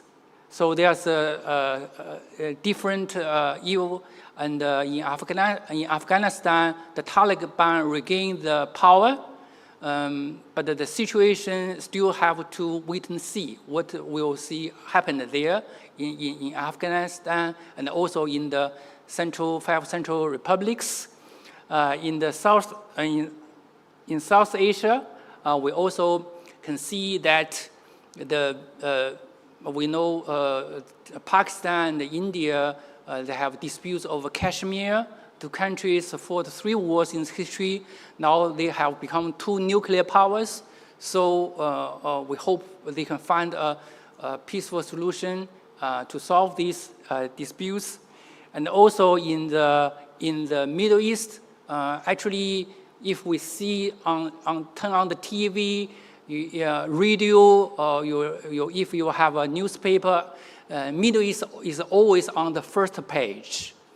There are constant disputes, conflicts in the region, especially after the Palestinian-Israel conflicts broke out last October 2023, till today. The conflict still continues. Both sides fail to reach a ceasefire agreement till today, and there's a high danger of the conflicts have spilled over into the neighboring countries, for example, Syria and Lebanon. So it really requires the international community to look at it closely. And I think another very important geostrategic feature of the region is that Asia Pacific is a key or important center of gravity of the world economy. And there's actually also a very important phenomenon that the world economic center constantly shift westward from, say, in the Mediterranean to Atlantic, and then from Atlantic gradually into the Pacific region. And especially in the late half of the 20th century, with the rapid development of Asian Pacific countries like Japan, South Korea, Singapore, China's Taiwan, and also Hong Kong, and also some ASEAN countries, Malaysia, so on and so forth. The Asia Pacific is one of the most prosperous, dynamic economic region in the world, even today. Maybe someone will argue with me that there's only one economic center, European Union and North America free trade region. They are still a very important economic center. I want to deny this. Yes, maybe they are multipolar economic development, but I think also no one can deny Asia Pacific today is still the most dynamic and prosperous economic region in today's world. So I think that this situation will further continue with the constant development, although after COVID-19 pandemic, many countries in the region, including China, face a lot of economic challenges. But we believe that our region is still have great potential, especially with the quick development of India and other major players, regional power in the region. Our Asia Pacific will play more and more important role in the future, in the coming century. Finally, I just want to say that although I describe there are many conflicts, disputes, rivalries in the region, but I think I just want to remind you, Asia Pacific, compared to other parts of the world, is still the most peaceful, most stable region. And we enjoy the most long time of peace, stability after the Vietnam War and Afghanistan War. Till today, there are some conflicts but we have enjoyed the most long time of peace and stability compared to other parts of the world. So I'm sure as long as all the countries in the region, we join hand in hand, we can build a community of Asia-Pacific community of shared future. Thank you so much. Thank you very much, Professor Yu. Professor Yu have presented us with a very interesting concept at the geostrategic level. He's mentioned the struggle between land power and sea power, the relationship between sea power and rim land power, the mistrust between US and China. And he also mentioned a very interesting concept of a true crisis line with the sea crisis line and the land crisis line, and ended with the Asian Pacific as a very interesting terminology, economic gravity.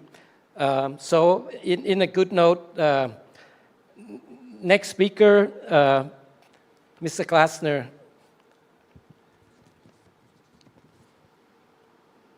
He will also give us a macro view of the changing in the geopolitics. General Bunsang, Excellencies, ladies and gentlemen, it's a pleasure and an honor for me to be here, and I will try to be as precise as possible, and I hope the PowerPoint is visible to you. If not, no problem at all. I'm talking today about, indeed, a macro perspective. I would like to draw your attention to what we do at the center I am heading. We are looking at order and power. That is the common denominator of what we do. And we try to understand what the changes in our world system are doing with the region here in Asia-Pacific, or in Asia. And let me start with a quotation. Everything in war is simple, but the simple thing is difficult. That's a quotation of Clausewitz. So what I will talk about is very simple. I talk about simple categories, simple concepts. But the problem with them is we underappreciate them very often in our awareness, and we underappreciate the change they are subjected to. So basically, I will talk here about space and time. I will talk about the growing significance of the world's state of affairs, and also on the nature, impact, and velocity of change related to the global realities that are shaping our strategic condition everywhere, more or less in the same way. So my point is that we are living in a global age and a world system in flux. And that is, for me, the very point I would like to be appreciated. When we look at the world, we look at something very different if compared only 3 decades ago. We are living in a global age, and we are living in a true world system. And that means that, and this is new in world history, that we have global realities impacting on the local level basically everywhere in the same way, with the same significance.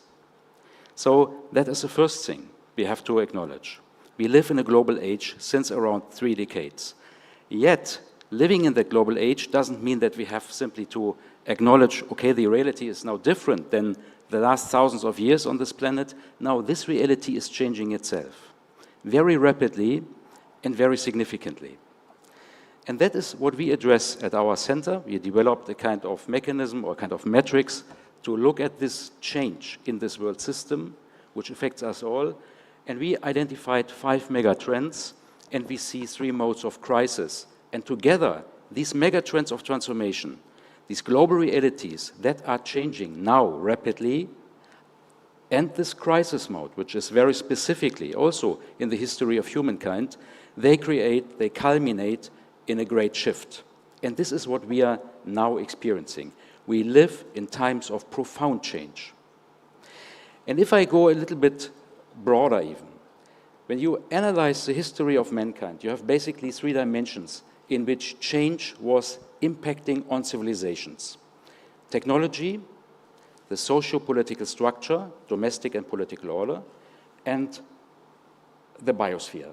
So biological, physical catastrophes, if that impacted on civilizations, it had profound impact. Today we live in a time where all these 3 dimensions are changing rapidly in a crisis mode. That is the point. And now when we look from this very broad perspective with the interest in national strategy or grand strategy, more on the socio-political structure and the changes we see there, we at our center at Thammasat University, and I have to say here, I'm a German, I'm not talking on behalf of my country, I am heading a bilateral institution and my view is a personal one. So when I look, my colleagues, at this order, at this global system changing, we see basically the following 5 trends of transformation. We see, first of all, a profound change in the global distribution of power. And that means much more than just great power relations. It means, on the one hand, that great power relations are changing, that the great powers are changing in itself significantly, and that we also have to observe what is called the rise of the rest, or if you want, the awakening of the global south, the reclamation of the global south of its sovereignty. So these are 2 different parts of this redistribution of global power. Then we have rising and shifting geopolitics. Rising geopolitics means we always had geopolitics, but we are living now in a geopolitical age. And the geopolitical equilibrium is changing. It is shifting. Then we have a declining and fragmenting global order. That is the 3rd megatrend. The 4th megatrend is a receding and reshaping globalization. Globalization was basically the first global reality in this global age we are living in. So it started 3 decades ago with globalization, and it was a positive thing.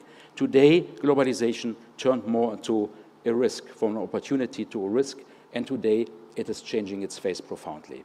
And lastly, we have an increasing exposure to global risks, both systemic and existential. That means we are now living in a time like never before, which is marked by a huge number, a frightening number of risks for the functioning of our vital systems in the world system, like food security, finance, and so on. And we even have existential risks, and not only one, that could wipe out mankind. This is basically what we look at when we talk about the 5 Gs, the 5 global megatrends. Now, I said these megatrends are somehow representing a crisis mode of the world system. And there we have 3 different qualifications we distinguish. We are talking about the 3 Ps here. We call it that because we have a planetary crisis, meaning we have a global extension of a crisis mode. The crisis is felt everywhere. So basically, wherever we are exposed to a critical development of these megatrends, and they even have a potentially existential impact on mankind. That is why we call it a planetary crisis. It is a perma-crisis. That was a word of the year of Collins Dictionary in 2022, and that means it is the duration, the permanence of this crisis mode. It's not going away. It started with the COVID-19 pandemic, we have climate change, we have the repercussions of the Ukraine-Russia war. So this is a perma-crisis, and it will not go away. And lastly, we have a polycrisis, an omni-crisis. Basically, all faculties of grand strategy are affected. In every and each corner of our strategic awareness or our strategic theater, we have critical development and a crisis mode. And all that together is creating what we call sometimes the VUCA world, a world that is more volatile, more uncertain, more complex, more ambiguous than it used to be in the past. And this altogether has been addressed by world leaders as a great shift. So it was acknowledged as that, and I think we have to acknowledge it if we want to prepare our national strategy, our grand strategy, to be at least as fit as possible. So now let me go a little bit deeper on certain points. Starting with the global power distribution, the world correlation of forces, as our Soviet friends called it in the Cold War. There we see basically a locked and increasing system competition between the Sino-Russian axis. Forgive me if I call it like that. From our perspective, we see that Sino-Russian axis emerging and the West on the other hand. And we see this in a Cold War already, in a new Cold War 2.0. And I remember some years ago when I talked to people in the I would say in Thailand we would call it policy and planning of a Ministry of Defense in Europe. They didn't want to hear that about. Cold War was a word they didn't like. I think today we have to acknowledge we live in a Cold War. Different one than the last one, but it is a Cold War. And we even have hot war. We have a hot war in the Ukraine. Russia, after the invasion of Russia into the Ukraine, we have there a hot proxy war, if you want to call it a proxy war at all. So we are already living in this very, very dangerous kind of mode of engagement. And I think we can with all right say that everything points that the modes of engagement will toughen.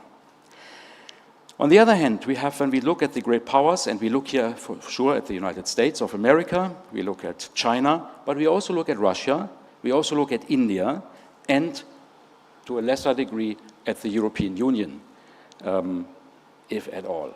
But let's say we have these 5 great powers. The thing is now, some years ago, everything looked very simple when we talked about great powers.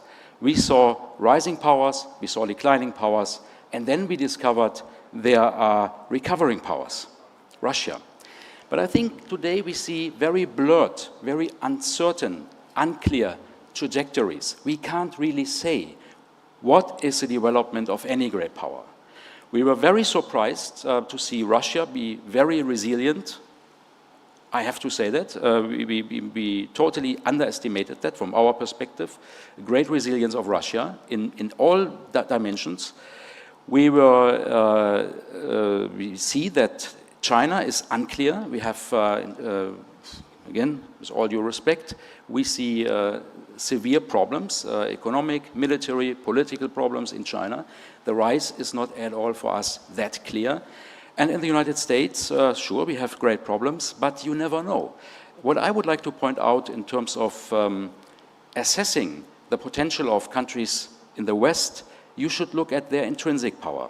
That is the real power of the West, intrinsic power, and there we have great potentials of recovery. And I want just to point out, when the Second World War started, America was just recovering from a major crisis. The American armed forces were smaller than those of Romania, and then in a very, very short time, America became a very, very powerful, historically powerful military force in the world, as never seen before. So these things are not that easy. We don't know. We really don't know.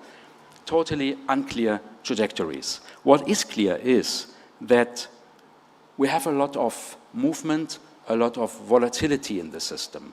Not only the conflicts, but also when we look at alliances. The last years were marked by very, very much shifting alliance structures, and I have to say, there I take exceptionally not a neutral perspective, unluckily for us in the West, to our disadvantage. Look at countries like Turkey, which is, from my personal point of view, an irresponsible partner in the NATO. Look at countries like Saudi Arabia, and I'm not a diplomat, so I can be frank. So we have this really reshaping of our alliance structures to a degree that was unthinkable only some years before. Then when we look at, I will check if I can, no, I can't do that. Sorry, I can't use the PowerPoint. So if you now look at the rise of the rest, the other part of the redistribution of global power, Farid Zakaria described this development as the 3rd great power shift in modern history. That important it is. And it means that we have a discrete but steady accumulation of the overall substance and weight of the states in the global south. They are more or less getting more and more and more powerful in relation to the global north. This is not unilinear, this is not without exceptions, but overall we have this phenomenon. And this together, the changing great power dynamics and the rise of the rest, is something what we can see when we see at the world, for example, in West Africa.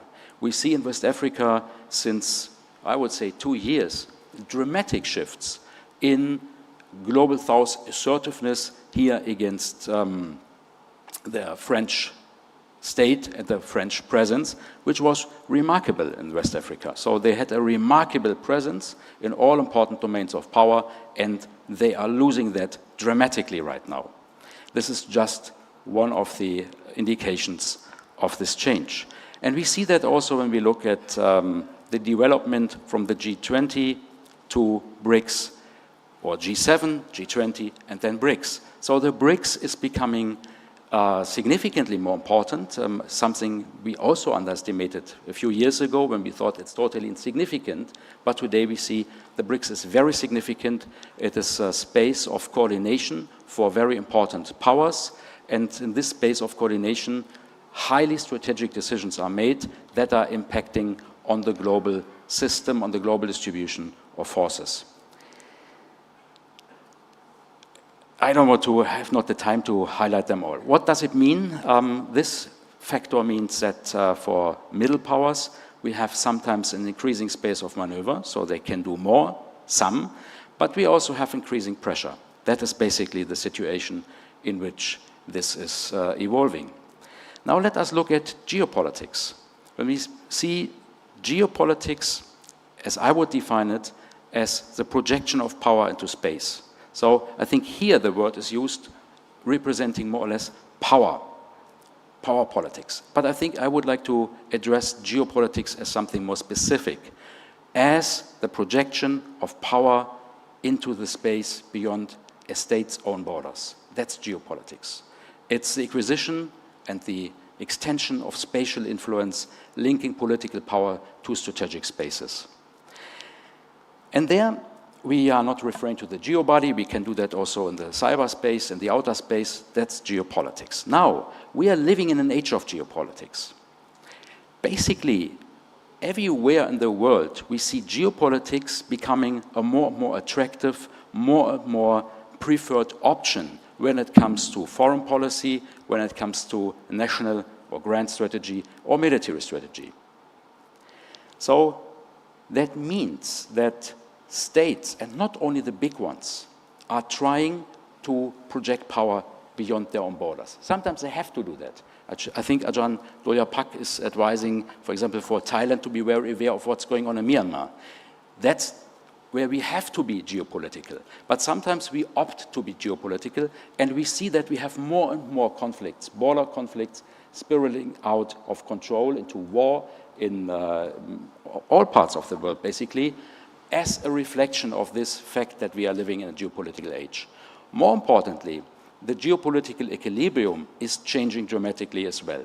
So Colonel Yu was highlighting to the very famous conceptions of geopolitics, Mackinder, and also the following conceptions, Haushofer, I think, the Rimland theory, and there we have really, I think with all right, the assumption that Eurasia is central for the position of any great power in the world vying for a dominant position.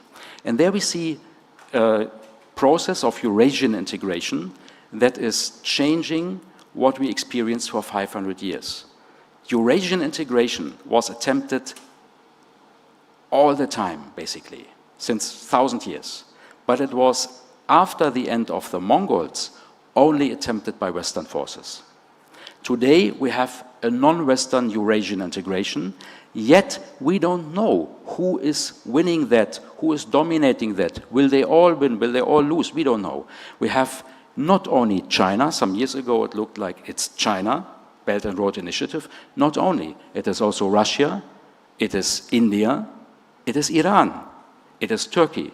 So volatility again, but change, significant change for the moment to the disadvantage of the West. Then we are looking at the global order very briefly. We see the fact that the world order is deeply changing. Kissinger mentioned directly after the end of the Cold War, 30 years ago, that the world order is so rapidly, so deeply, so globally changing like never before. And Kissinger wrote then again in 2014, the crisis in the concept of world order is the ultimate international problem of our time. And the point really is that the world order, understood to be the normative institutional order of the world, is fraying, is fragmenting, is weakening, is challenged to agree like not before.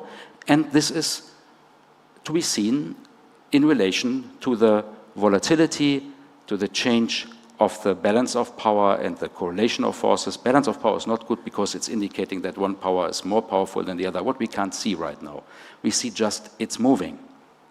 So the global order is not in a good condition, and I think we will see a lot of debates and discussions in the future of how the global order can be changed. But I would say the future of the global order is probably that we will see a very weakened and thinned global order, international global order, that interacts more or less successfully with the coexistence of two bounded orders of the two blocks that are emerging right now, the Sino-Russian bloc and the West. So then we have to look at the receding and reshaping globalization. That is something, again, systemic. That is the point. It's not to go away. So we will not have a globalization like we used to have it 5 years ago. It will not come back. It was not just disturbed by COVID-19. It was not just disturbed by the American-China trade war. Before that, the Russian invasion to Ukraine, the disentanglement or de-risking between China and the West. It has permanently changed to all these developments. And this globalization is a globalization in which opportunity turns into risk, reminiscent of the time of the First World War. So it's very similar to that. It is a situation in which we have the global distribution of conflicts and risks that will increase in this globalized world. We will have supply chains remaining valuable, meaning that the fight for resources will be more fierce. And we have the global interconnectedness as a multifaceted security risk in this situation. So this is also something supposed to stay. And then we have the global risks rising, and there, as I said, we have systemic risks. We have the collapse, the potential collapse of large-scale or large-scale failure of global systems such as climate, food, strategic supply like energy, strategic metals, and finance. But we also see the possible existential risks emerging like new pandemic, monkeypox, for example. We have ongoing gain-of-function experiments, by the way. And we have already in labs, I don't want to say in which country, but it's scientifically proven, you can read it up. We have, due to gain-of-function experiments right now, a virus that is 100% lethal for humanized mice. So it's real. We have the threat of a nuclear war. It's a real threat. It's a threat that is, I think, rising. And we have the threat of superintelligence going wrong, which would also be potentially very bad for mankind, representing an existential risk. So why is all that important? It is important because, first of all, it is unprecedented. It is impacting everything, everywhere. And the situation we have is a situation of a conjunction. It is like the stars, which are arranged in a certain relation to each other, having a significant impact. So this conjunction is there to stay, and all these trends are mutually reinforcing each other, stabilizing each other to our detriment, and we have to deal with that. And the problem is you cannot easily deal with 5 megatrends that are changing in a crisis mode. And that is what I would like really to make as a point here. We live in extraordinary times. And just to give you an example, when we go back to the beginning, and I said the 3 big dimensions of civilizational fate are technology, socio-political structure, biosphere. If you look at the changes in technology, That is, again, totally unprecedented. We never had so many, so deeply disruptive technological innovations like we have them today. They already will change the face of the world within a few decades, deeply. So now when we go back to these 5 mega trends, how can we handle them? And when we look at physics, there's a very famous 3-body problem. You can handle 2 celestial bodies. You can calculate their trajectory. But if you have 3, you can't anymore. And we have here 5 megatrends that, like celestial bodies, like the stars, decide about our fate. So this is a kind of overwhelming effect for decision makers, and that is what we have to keep in mind. And the last point to make in the last 45 seconds I have is we should be aware that the game theoretical assumptions are changing with that. So we are living not anymore in a game, in a world game, in which we can really foresee what happens. So the proximity of choices for any kind of escalation, especially for violent conflict, can now hinge just on very small changes of expectations, because everything is volatile, nothing is clear. And that is what we have to keep in mind. So some years ago, things that could be expected to be absorbed by the forces of resilience, which are inhabiting every social structure, are today not anymore to be expected to have that potential. So the resilience, which is a part of human structures, we are resilient, we try to preserve structures. We are very, very good in preserving what we have. This is not anymore as strong as it used to be in this overall constellation. That is basically all I have to say.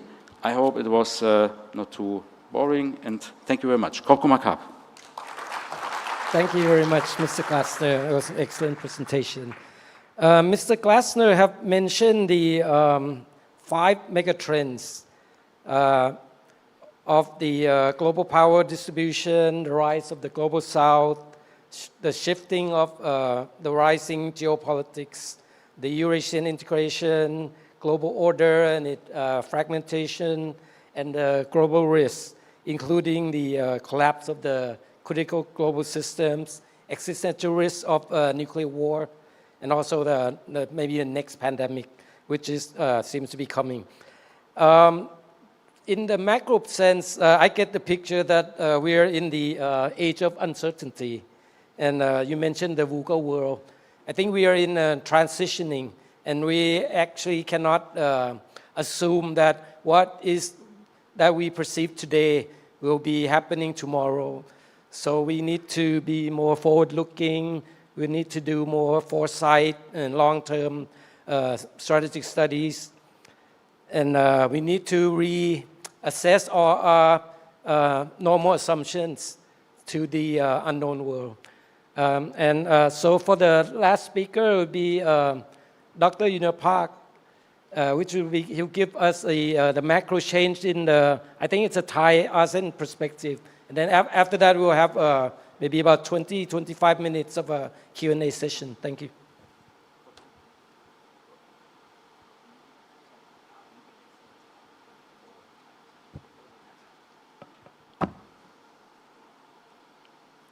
PowerPoint นะครับ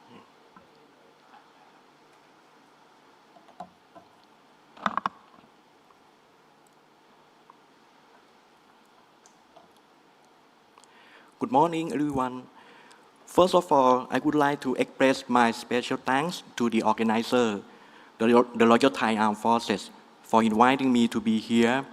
And the topic for my presentation today is about Asian geopolitical transformation and the role of Thailand. Before going to further details, I would like to argue that for our better understanding about Asian geopolitical transformation, we should combine the conventional wisdom of regional geography with the new trends of the dynamic geographic adjustment process, encompassing 3 main concepts: SOMIA, Itailu, or One Belt, One Road, and Indo-Pacific, or what I call SOIFIC, coming from the combination of these three words. By having this method, I strongly believe that we will obtain a clearer picture about strategic environment in a more comprehensive and systematic manner. And for my presentation structure here, I will try my best to explore these key concepts and methodology, as well as offer a policy recommendation for Thailand in the context of Asian geopolitics.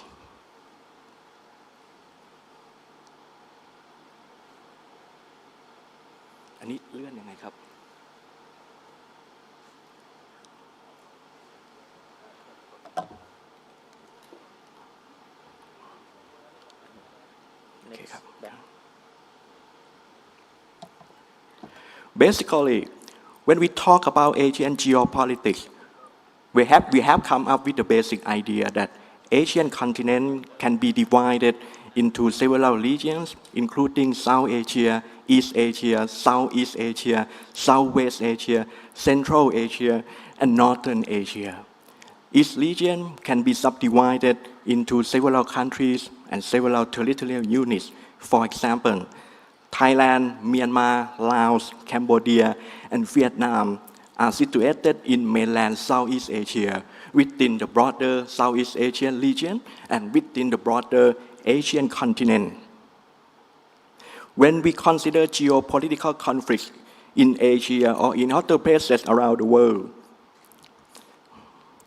we often explore and identify the prominent conflict zones in a particular region, in a particular country, or in a specific geographical unit. For example, in South Asia, there have been Indian-Pakistan boundary disputes in Kashmir and Sino-Indian geopolitical competition, both in the Himalayan frontier and the Bay of Bengal. This map notifies the geopolitical conflict patterns in the Asia-Pacific. This includes boundary dispute in the South China Sea, the national unification process between mainland China and Hong Kong, Taiwan, and the American island chain strategy running from the western part of American continent to the Pacific Ocean and then to the eastern part of East Asia and Southeast Asia. A single case study should be taken into account. According to this map, there are totally two main interesting cases: Sri Lanka economic crisis and the ongoing civil war in Myanmar deeply divided society, especially since the coup by Senior General Min Aung Hlaing. Let me talk a little bit further about Myanmar geopolitics. According to my observation, I think Myanmar political topography today is polarizing, meaning that the whole country can be briefly divided into two main geopolitical bodies, the Burman heartland and the frontier.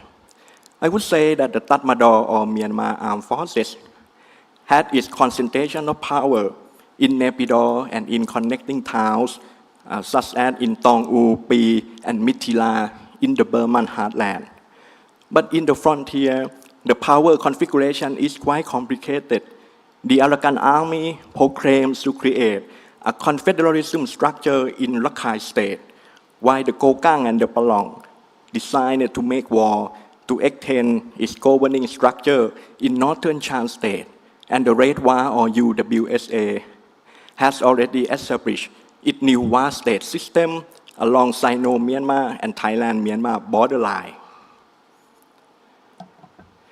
The military operation movement is another factor leading to a more confusing geopolitical pictures.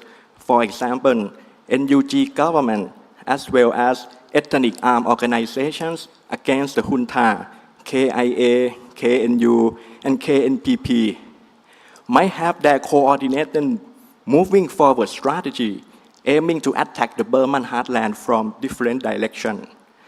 China, under its BRI project, not only want to access in Burman heartland or continental Chan State, but also maritime Rakhine State, leading to a clear Chinese factor in Myanmar geopolitics.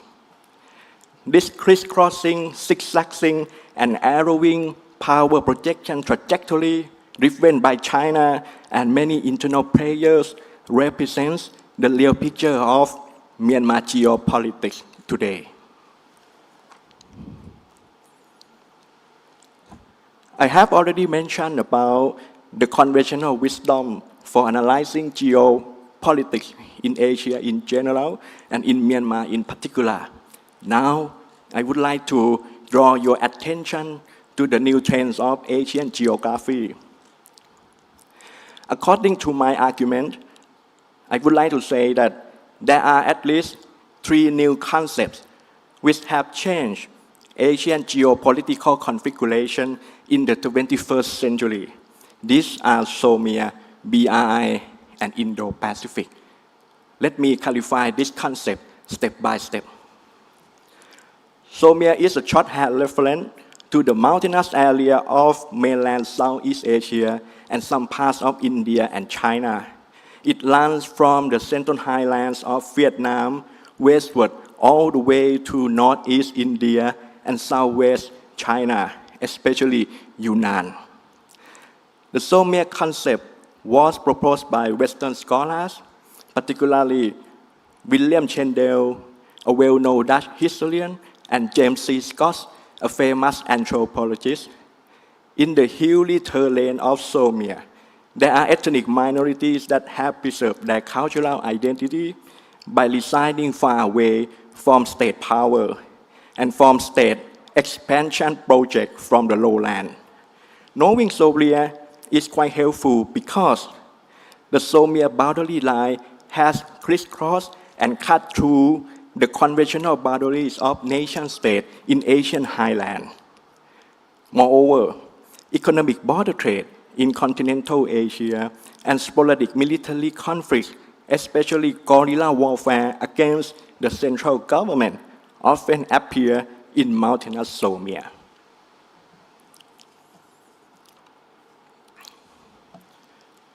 The string of pearls is a geopolitical notion proposed by the American political researchers in 2004. The term refers to the network of Chinese Navy and commercial facilities, as well as their strategic interactions along the sea lines of communication, which cover South China Sea, the Bay of Bengal, and the Arabian Sea. Today, China has BRI, layering from the former string of pearls strategy, especially its maritime Silk Road in the 21st century. But interestingly, there are 6 economic belts encompassing many countries in Eurasia. The Eurasian land bridge connects eastern China to western Europe, while China-Indochina Economic Corridor covers Thailand and Indo-Chinese states, such as Laos, Cambodia, and Vietnam. These 6 geometric economic corridors totally constitute the new area units which can support Chinese power projection in Asian geographic chessboard. Indo-Pacific consists of the tropical waters of the Indian Ocean and the Pacific Ocean by having Southeast Asia as the center of gravity. The US, India, Japan, and Australia are the major players in Indo-Pacific security architecture. Michael Oslin from Stanford University impressively proposed that the pivot of Indo-Pacific is the Asiatic Mediterranean. The integrated waters of the Sea of Japan, the Yellow Sea, the East and the South China Sea are really important to the history, identity, and economies of East Asia, just as the Mediterranean did in Europe and in North Africa. Global factories, population centers, and American military facilities are situated in the Asiatic Mediterranean. And in Nicholas Speakman's geopolitical formulation, whoever controls the Asiatic Mediterranean controls the destiny of Asia. At this moment, Sino-American geopolitical encounter, the possibility of the literal war between these two superpowers, and the gray zone operations from paramilitaries in the South China Sea have already emerged and developed here, the Asiatic Mediterranean, in the broader Indo-Pacific space. By incorporating SOMIA, One Belt, One Road, and Indo-Pacific concept with the old methodology in regional geography I already mentioned earlier, I strongly believe that we will obtain a systematic and comprehensive concept for viewing and for reconsidering Asian geopolitics. This map demonstrates security threats and strategic challenges in and around Thailand based on my careful conceptualization about geopolitical approach I mentioned earlier. You can see the Chinese economic investment and ethnic state formation process in Myanmar Chan State, Kachin State, and Kayah State. All of these are situated in mountainous Somia. You can also notice Chinese power projection under BRI in Cambodia, especially via the construction of Ream Deep Sea Port and Dala Sakhon Airport, or even the construction of the Funan Techo Canal, paving the way for the potential conflict and confrontation between Cambodia and Vietnam in the upcoming future. In this map, you can also see Sino-Indian geopolitical competition around Andaman and Nicobar archipelago in the western part of Indo-Pacific. This map is quite interesting, and it comes from my careful conceptualization, and I think it is very helpful. And the big question is how Thailand can play the suitable foreign policy and defense policy orientation in the complexity of geopolitics according to this map. And in my argument, I propose the two core strategies for protecting Thai national interests in the 21st century. The Thai government should proclaim a new geostrategic vision by creating new regional geographic identification lines divided into inner core and outer core.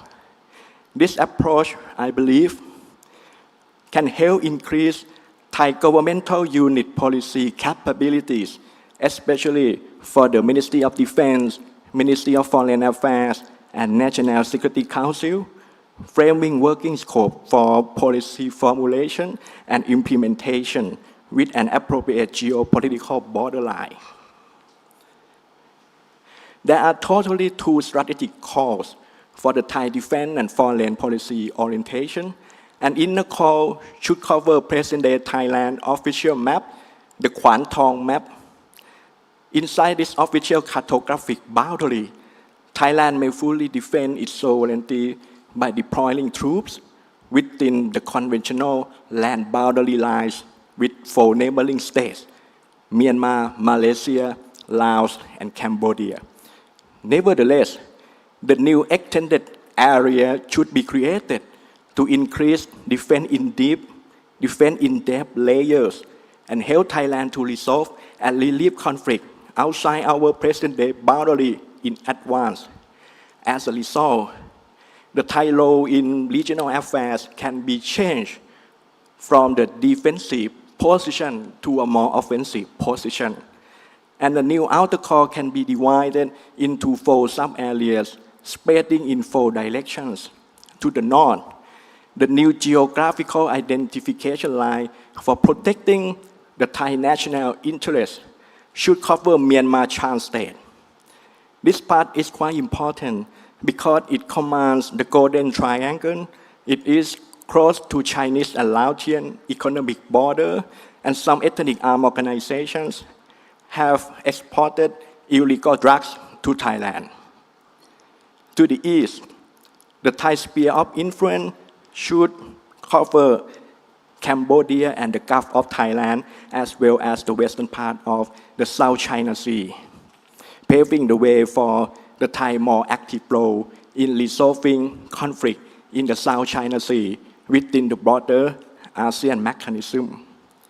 to the west, the proposed identification line should cover Himalayan frontier between India, China, and Myanmar. Geopolitical competition between India and China is in Arunachal Pradesh, the hotspot of geopolitics in the 21st century. And the western line for the Thai interest should also cover the maritime meeting point between India, Indonesia, Malaysia, and Thailand. The Thai Navy should have a full readiness to confront this major power competition in this western part of Indo-Pacific. According to Robert Kaplan, a well-known geopolitical scientist, he said that the chessboard of international politics in the 21st century is the Bay of Bengal. And the American power in the future also depends on American competition with China, as well as how to invite India and Japan to keeping the balance of power against China in the Bay of Bengal. And this area is not so far away from the southern part of Thailand, such as Phuket and Ranong. To the south, the land bridge project, the potential construction of the Grak Canal, and the Pattani State Formation process are still situated throughout the Malayan Peninsula. As such, Thai power projection should encompass the Malayan Peninsula. By doing this, the combination of inner core and outer core for empowering Thailand in the 21st century, I strongly believe that our country can protect our national interests, and we will become a more powerful country in the dynamic Asian geopolitics. Let me end my short presentation here, and I will come back again for Q&A sessions. Thank you so much. Thank you very much, Dr. Yunapak. Dr. Yunapak had presented a very interesting perspective on the Asian geopolitical dynamism, which he mentioned three terminology, the SOMIA, the One Belt, One Road, and the Indo-Pacific concepts. So these, he also introduces the Thai two core strategy, the inner core and the outer core. This is very similar to the military thinking when we do our defensive planning, where we have the main battle area and the security area. So in this sense, the outer core seems to be a strategic security area for early warning, for defense in depth and things like that. So I think because we are ahead of time, and maybe I think we can have some second session for the panel to say some things that you think you have left out, or you think it's important issues. Maybe within 10 minutes, if you like to say anything else, and then we'll go to the Q&A session. Professor Yu, you have anything?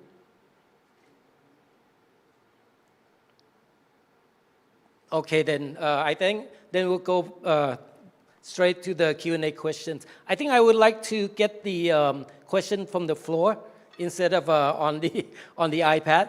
I think it would be more convenient for me if the questions are from the floor. Please.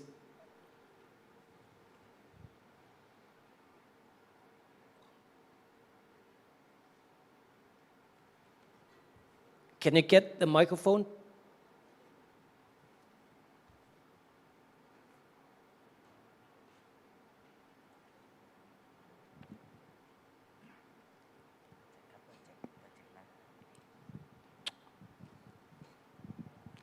Yes, thank you, Speaker. You have a very good presentation. I'm Group Captain Shaya from Strategic Study Center.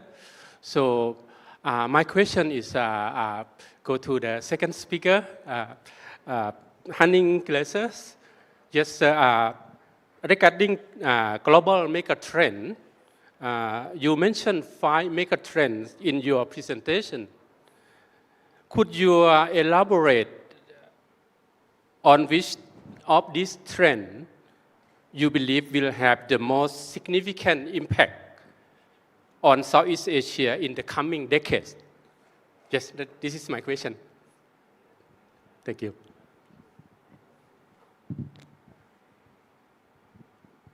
Yeah, thank you very much.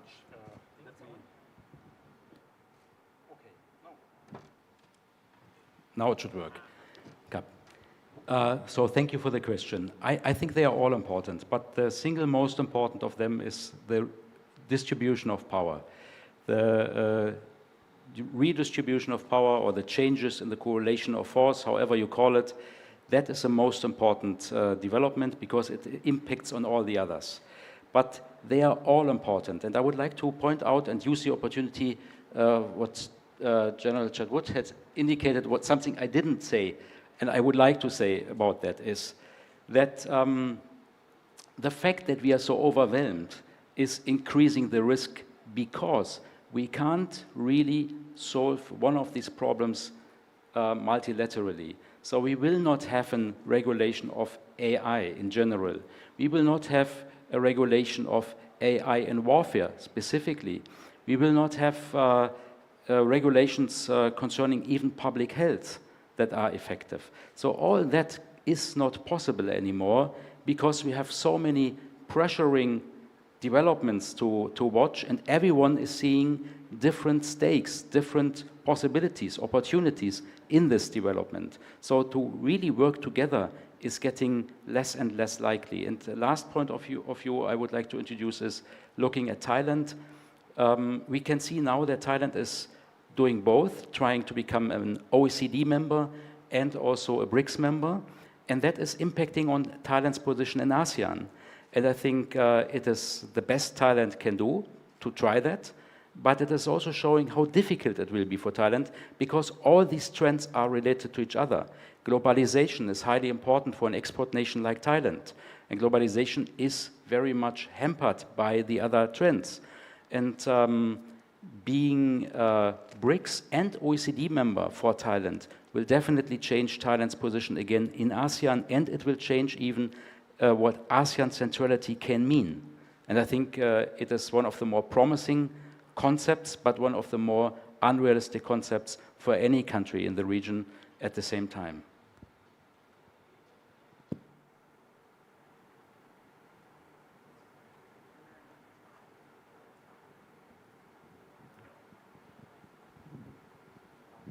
Good morning. Rear Admiral Chase Patrick. I'm the representative for National Defense University in Washington, D.C., and I'm also the commandant for our National War College. First, I would like to congratulate each of the presenters for a very thought-provoking presentations.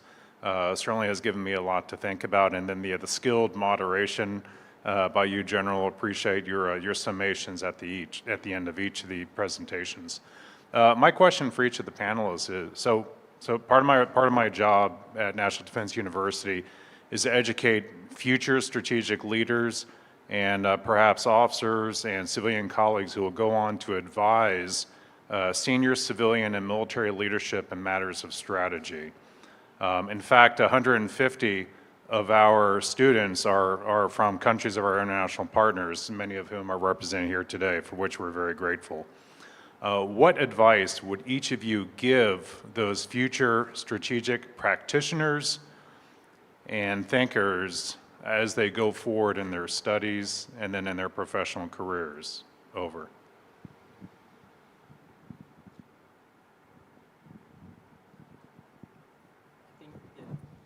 Anybody can, I think all of you should try, yeah, in your perspective. Maybe start with you. Professor Yu?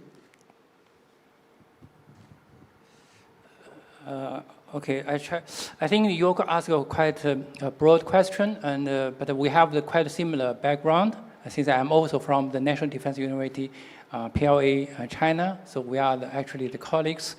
And for us, we think that the purpose of our training in China is to, especially at a national defense university level, is for the training or the educate future leaders, military leaders, commanders, And for them, I think very important is strategic thinking and global vision. And we believe that although our trainees are military officers, and some of them are very senior and some are middle-level officers studied in the NDU, and we believe that military knowledge, skill is only part of the knowledge they should learn from the NDU level, not only in China and also maybe in US and in other countries. And the most important that they are strategic thinking, the global vision, and when they command the force, they should know that in the future, when they assume the leadership in their respective militaries, maybe in China or because I'm from the International College of Defense Studies, and all the participants, our college are from all over the world. And covers now more than 170 countries. And so they are the military commanders from different parts of the world, different militaries. So for us, we think that most important is one, they should know how to manage, command their subordinate troops forces, but also they should understand in the future they are the military leaders. So when they make a decision in the battlefield or in the headquarters, they should have a higher level from strategic level and to know, for example, the international situation globally, regionally, and know the relation between your country, your armed forces, and other military forces. So I think these are very important and for their future career, military career. And also, I think as future military leaders and the graduate from NDU of different armed forces, they also have quite various knowledge, political and legal knowledge, and the law, the international law, and the law of international humanitarian law, and also law of other countries, so they can properly carry out their future military missions, either in their respective countries or carry out international military missions. So that's some point that you might be mind. Thank you. Yeah, maybe very briefly, two things. One thing is the consequence in strategic vision, to point to the book of Brzezinski, a good book. I think many military leaders I know are very able and very interested in assessing the situations, and they find great difficulties in making themselves heard when it comes to the relation to politicians. And you have basically two groups of officers. You have officers who are backing down and who say what people want them to say, and you have officers who stand their ground and who say what they really believe. And I think this is very, very important, to have people who have the ability to see and to say what they see. And the second thing is, in many professions we are working with, I think military officers are among those who have the greatest potential to concentrate the breadth of knowledge to solve their task. So the study of history, the study of politics, the study of law, all that is, I think, required, and many more things. Sociology, so if you want the theory of power, philosophy, Foucault, all that helps. System theory, I think military officers should be very, very interested. They should be generalists, and then they can be professional soldiers. That is what I very personally would like to say. Yes, if I can add a little bit to that, because now we are in a period of hybrid threats, and Thailand is using the comprehensive security concept, where we do the analysis of all dimensions, all domains at the same time. And this need a new skill. So we don't have the expertise who can do complex analysis in a multi-dimensional arena. So this is a new thing that everybody needs to do, capacity building, upskill and reskill, or not just the military people, I mean, all civilians and obviously into the civil society as well. Hello, good morning, sir. My name is Senior Colonel Shayudra Pailom from Royal Thai Army War College. My questions goes to Professor Yu Tongxiao. Actually, so he's my supervisor. He's my teacher of ICDS International College of Defense Studies. And my questions go to you regarding the BRI, this BRI and GSI and GDI. The BRI has been proposed since 2014, and we all know that it's take some part in Southeast Asia. But my question is about the Global Security Initiative, which is called GSI, and Global Development Initiative called GDI. These two schemes, how do these two schemes can be involved or maneuver or support the geopolitical shift and regional stability? My second question is about these three schemes. Is there anticipate hindrances to achieve this common stability within the ASEAN or the regional peace? Thank you. Thank you for your question. As you know, actually, in my presentation, I also mentioned that in face of those very complex international and regional security phenomena or scenario, the geostrategic or geopolitical shift in Asia Pacific in the world, and Chinese leadership or our top leader, President Xi Jinping, proposed the building of a community of shared future for the mankind. And actually, this is quite a broad concept, the community of shared future for mankind. And later on, he also made 4 initiatives, BRI, the Belt Road Initiative, and also you mentioned the Global Security Initiative, Global Development Initiative, and also Global Civilization Initiative. So in my view, the 4 initiatives are aimed at, or there are approaches to realize the building of community of shared future.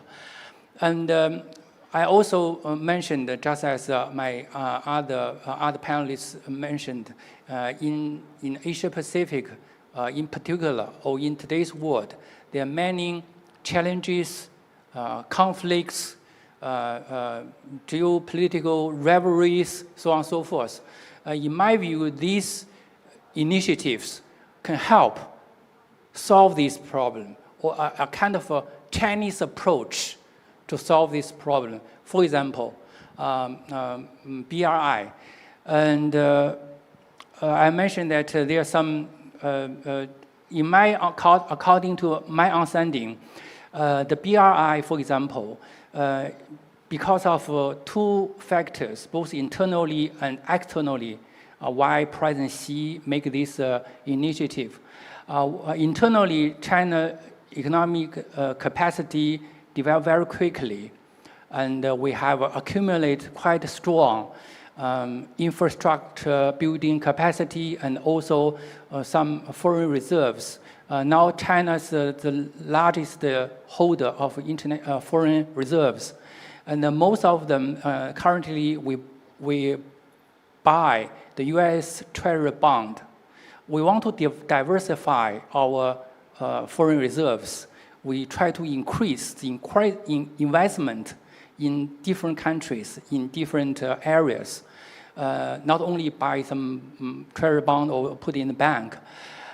So this strong desire internally, Externally, I have mentioned that there's a quite difficult, I have to complicated relation between China and the US, and especially during the Trump administration, he proposed a decouple with China and launch a trade war. I have to say China was forced into a trade war with the United States. We are not want to fight with a superpower, number one, the most important economic power, but we're forced to. So you can find that in the past, our main investment or trading relation or our economic cooperation are with the United States and the West countries, European countries. But because of the reason you understand, political, economic, and various regions, and China faced a lot of sanctions from our Western partners. So it forces us to find new partners. We have to diversify our economic cooperation, not only like in the past with Washington, with or other European partners. They are still important for us. I don't want to say we want to decouple. We hope we have a vibrant, strong economic cooperation with the United States, with European countries.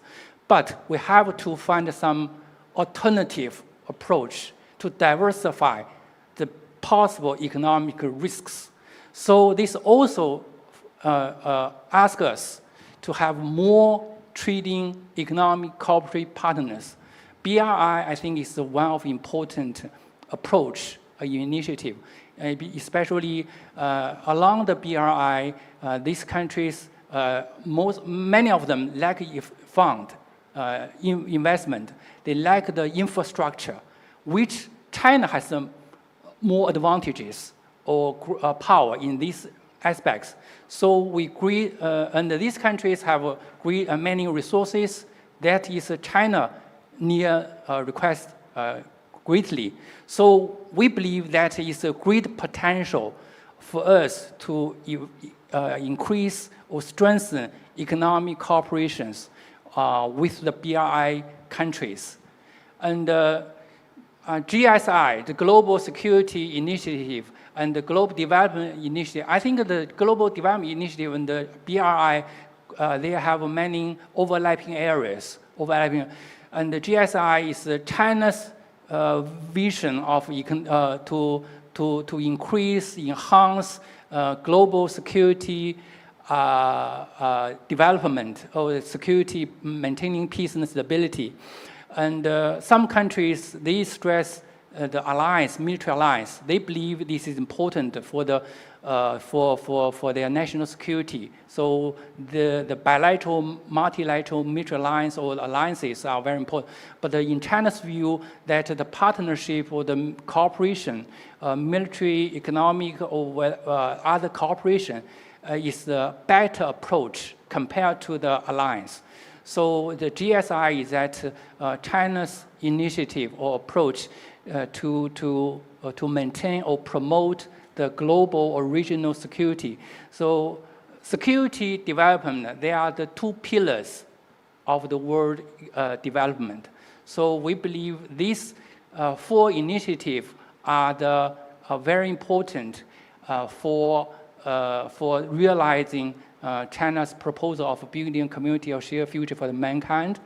And also, I understand many people criticize China for BRI is a geostrategic plan to increase our geostrategic influence.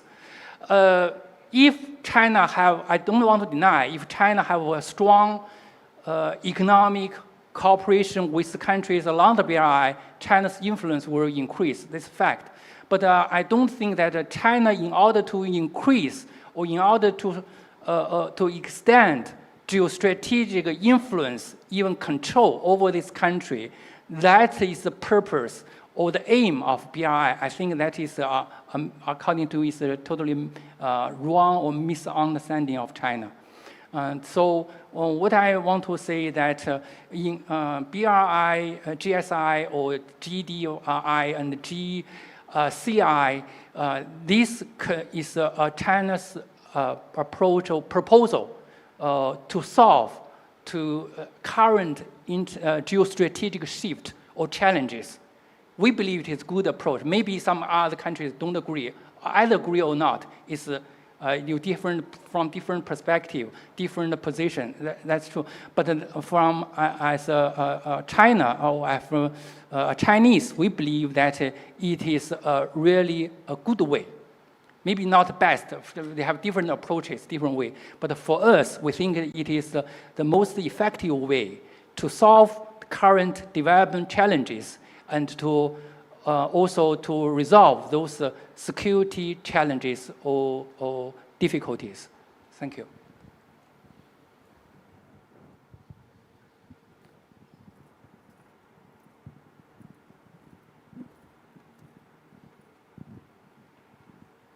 Group Captain Chusak Kasevit from Strategic Study Center. As we observe that the strategic competition between major power in our region is increasingly intense, and in many dimensions. Do you have any idea on how the country in Southeast Asia, including China, and especially Royal Thai Armed Forces, have to be prepared for this strategic competition of major power in our region? Thank you.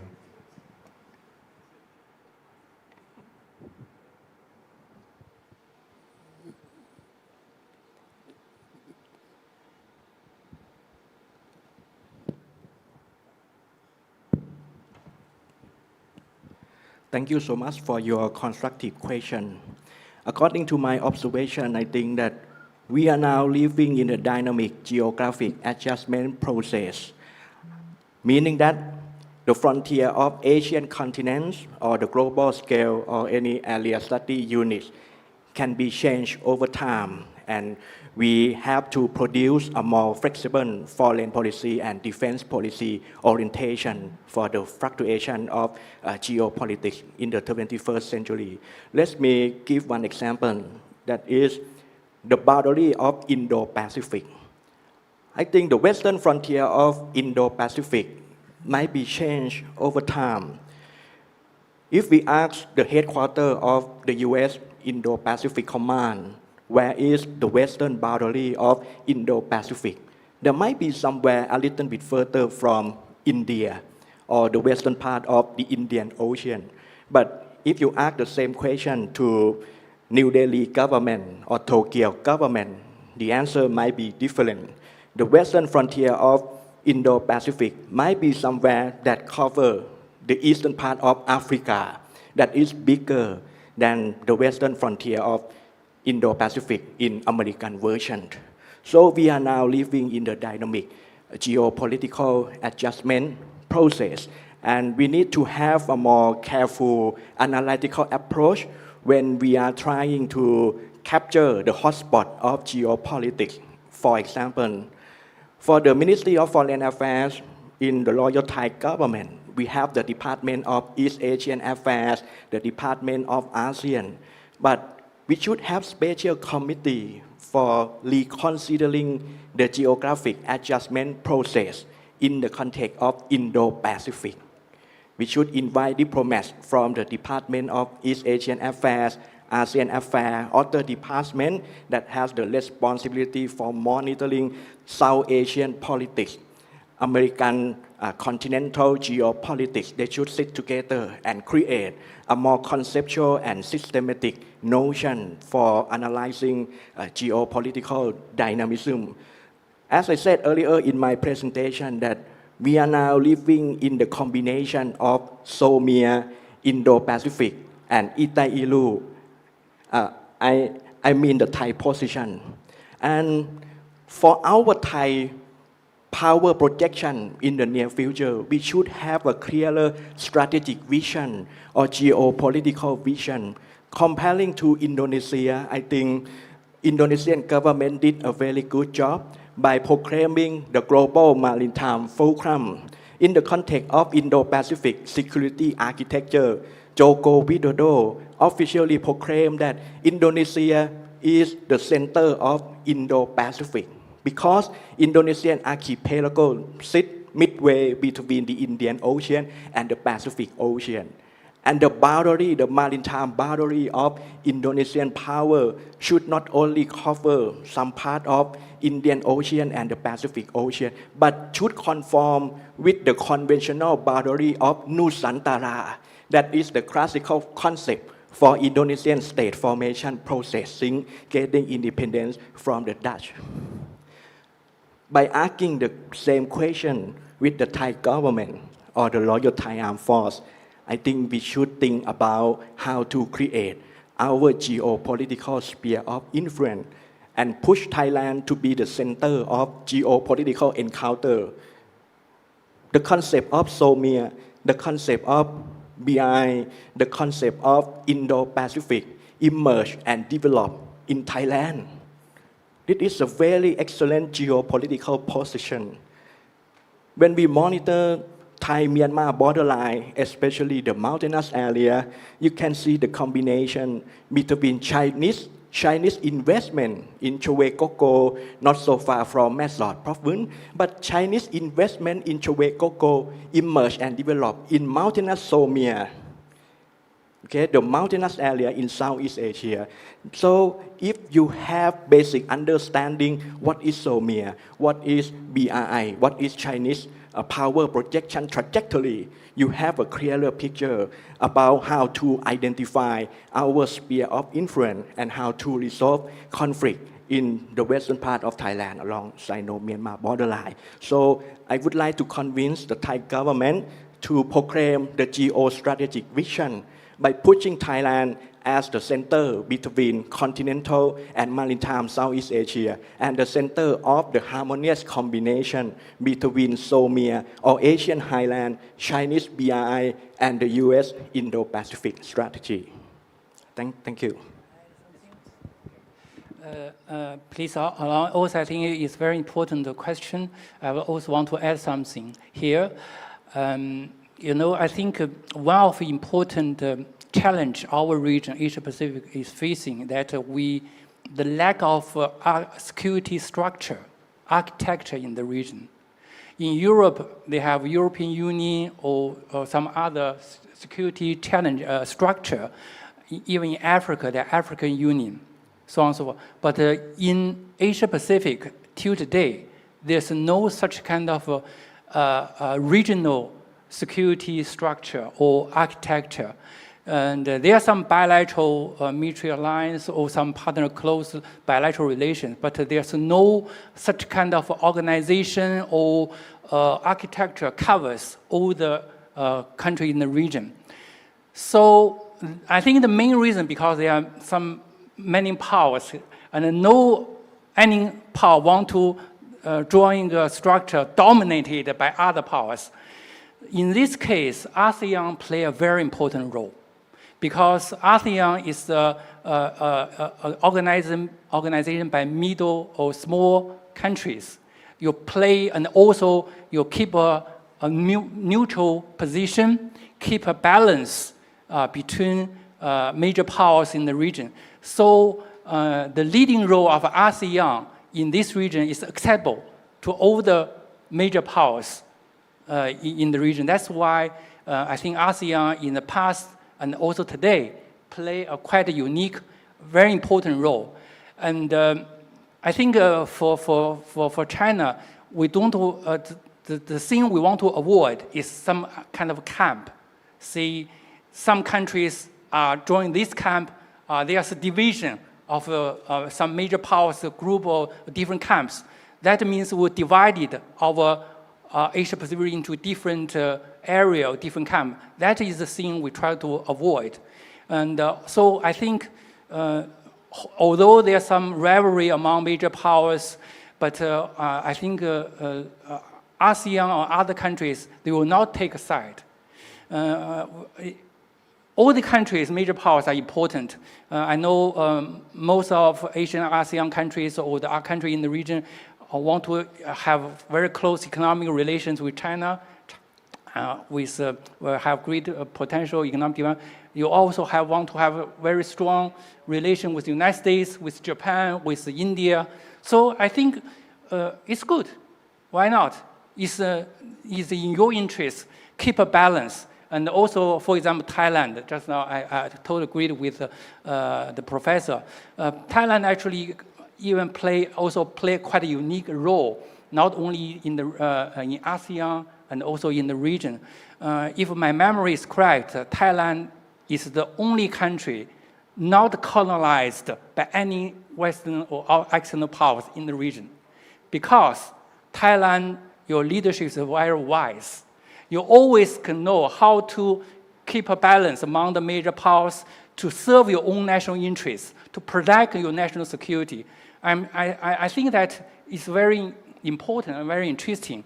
So I'm sure in the future, Thailand still can play a very important, even unique role in ASEAN. And ASEAN, as an important regional organization, also can play a very important role to keep the stability and the economic cooperation or economic prosperity of the Asia-Pacific region in spite of so many great geostrategic shifts, challenges, or difficulties. So I'm sure, I agree with Professor, that for the ASEAN countries, you really can do a lot, play a very important role. Thank you. Do you have anything to add, Mr. Glasner? Maybe one last question? Or no? All right, so I believe that's, we should wrap that up because it's already getting almost lunchtime. So I'd like to... Okay, one more question. One more question.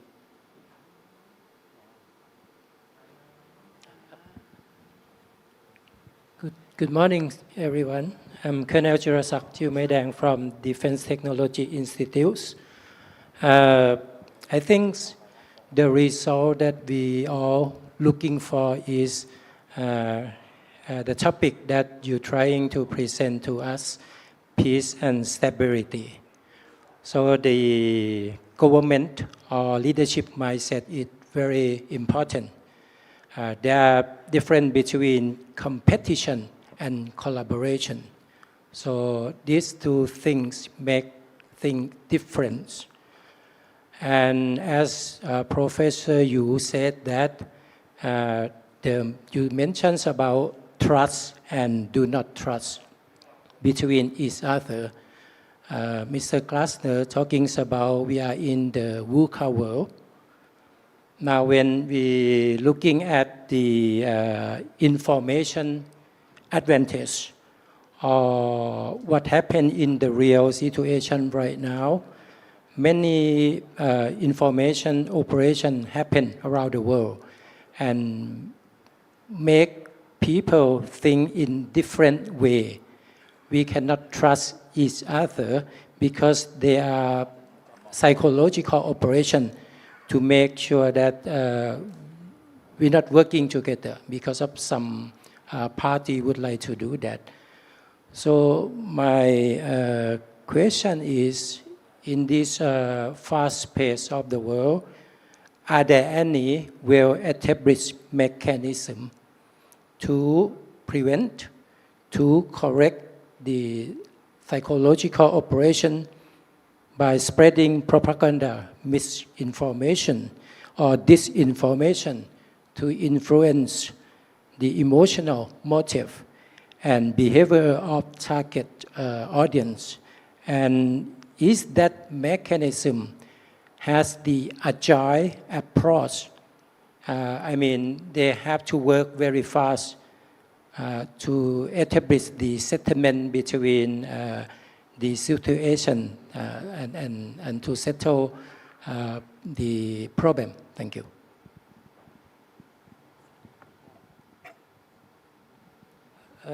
Thank you for your question. I think it is true that today, just I have mentioned in my presentation, why there's so many conflicts or different ideas or disputes One of important question is the mistrust or misperception.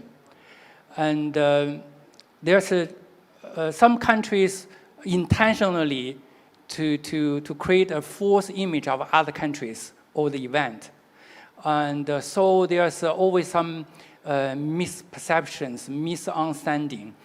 And the only way for me is that we have to have more communication, have more dialogue, face-to-face dialogue, communication, just like such kind of a seminar. The representative from different countries, different regions, we sit together to talk face-to-face.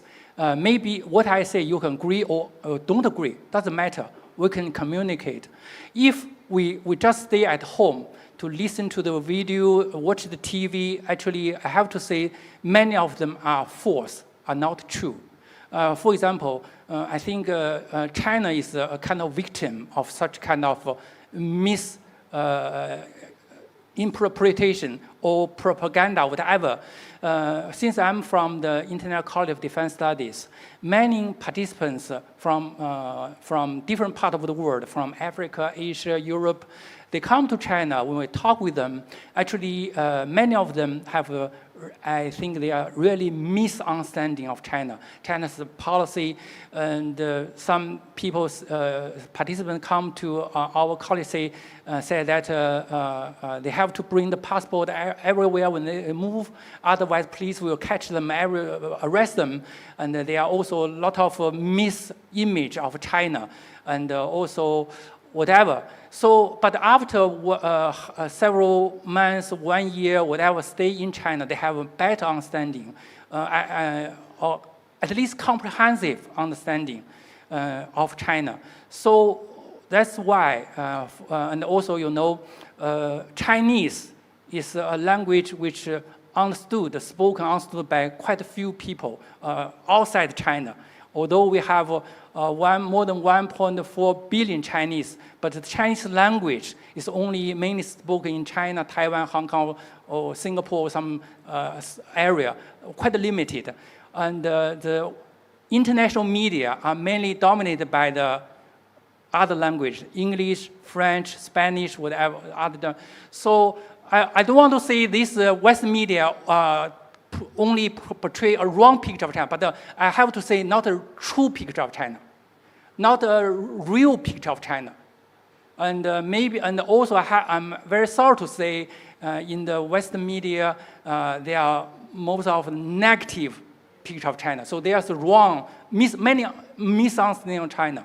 So I think that's why I think it's very important for us to talk to each other face to face. Either you come to China or we visit your countries, we have more communication, have more such kind of a seminar in China, in Thailand, in whatever, in US, in whatever. If we have more communication, direct communicate, then maybe it help to reduce. I cannot say remove. We can reduce those misunderstanding, misperceptions, reduce mistrust. We can enhance our mutual trust, mutual understanding. So that will help us to know what are those challenges are not a unique challenge to one country or any specific countries. It is a common challenge to all of us. It requires our joint efforts to work together to solve these problems. So I think that is important. This direct communication or dialogue is crucial, important to remove such kind of misperception, mistrust. Thank you. So thanks so much for that insightful thought on that issue as well, emphasizing on the importance of communication. I think that actually brings us to a very good, solid concluding part of our first session of the panel discussion today, because emphasizing, I can say that a lot of the panelists kind of emphasize on the importance of regional groupings and the roles of individual countries in promoting peace and stability in their respective regions. And we can actually learn from each other, learn from the different regional groupings around the world, their lessons learned, and use those lessons to adapt for the better use of, for the benefit of our regional areas as well. So including the roles of ASEAN, I recall some of you mentioned about the roles of ASEAN, and I think this is the ASEAN centrality is a very important key player, if you like, or key aspect of building resilience, building stability and peace to the region. So with this, I would like to ask all our audience to give a big hand to the great and wonderful experts on the panel discussion today. So a big round of applause, please. So ladies and gentlemen, that actually concludes the first session of our panel discussion on geopolitical shifts and regional peace and security. And of course, very insightful thoughts, very thought-provoking ideas, and of course, aspects shared by experts, the panel of experts here on this occasion. And of course, as a token of appreciation to all our panelists, I would like to ask General Bunsang Niampradet, the former Chief of Defense Forces, to proceed to the stage and present tokens of appreciation to all our speakers and of course to our moderator as well. So first, if I could ask General Bunsang to present a gift to our first speaker, Senior Colonel Yu Dongxiao.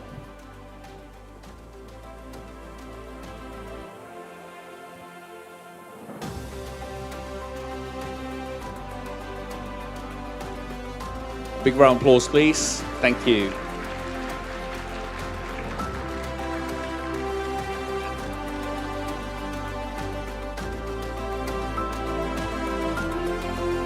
And next, Mr. Henning Glasser, please.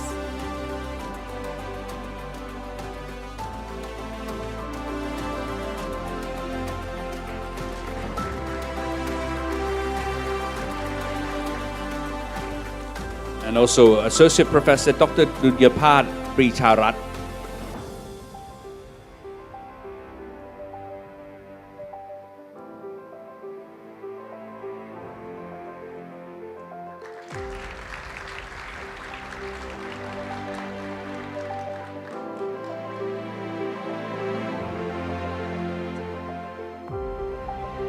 And our moderator, General เจิดวุฒิ คราประยูรค่ะ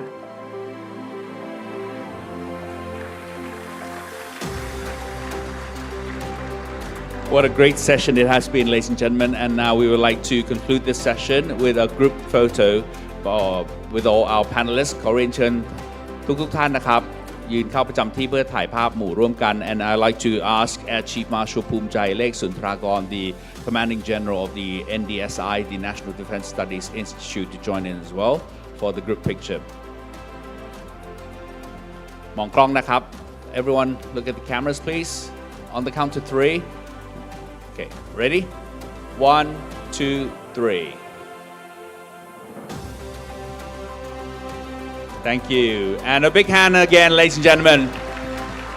What a great start to Thailand Security Dialogue in our panel discussion here. We already had, besides the keynote address by Dr. Surakiart Sathirathai this morning, a great session, another great session, the panel discussion by our experts here. A great start to the day and a great start to our, of course, event as well. Now, ladies and gentlemen, you've already had the food for the brain. Yes, and you need the food for the stomach. Too. But before we go out for our lunch, I'd like to remind you that all the documents can be downloaded with the web app and also from Android and iOS. Thank you. All right, so, and of course you can actually download the documents at the registration desk. They have the QR code provided at the registration desk. You can download all the documents that you see on the presentations, not only today, but also tomorrow as well. The QR code will be available there. So ladies and gentlemen, again, as I said, you need to keep a healthy, balanced lifestyle You've already had the food for the brain, now you need the food for the stomach. So the food will be available in the room next door to my right-hand side here. It's called the Grand Hall 2, and we would like to have all of you back here by 1:20. So 1:20, please be back here to continue with our next session. Another great session lying ahead. Another food for thought That's for this right. afternoon. Okay, so without further ado, ladies and gentlemen, enjoy your lunch and be back here 1:20. Okay, 1:20. All right, see you then. Thank you.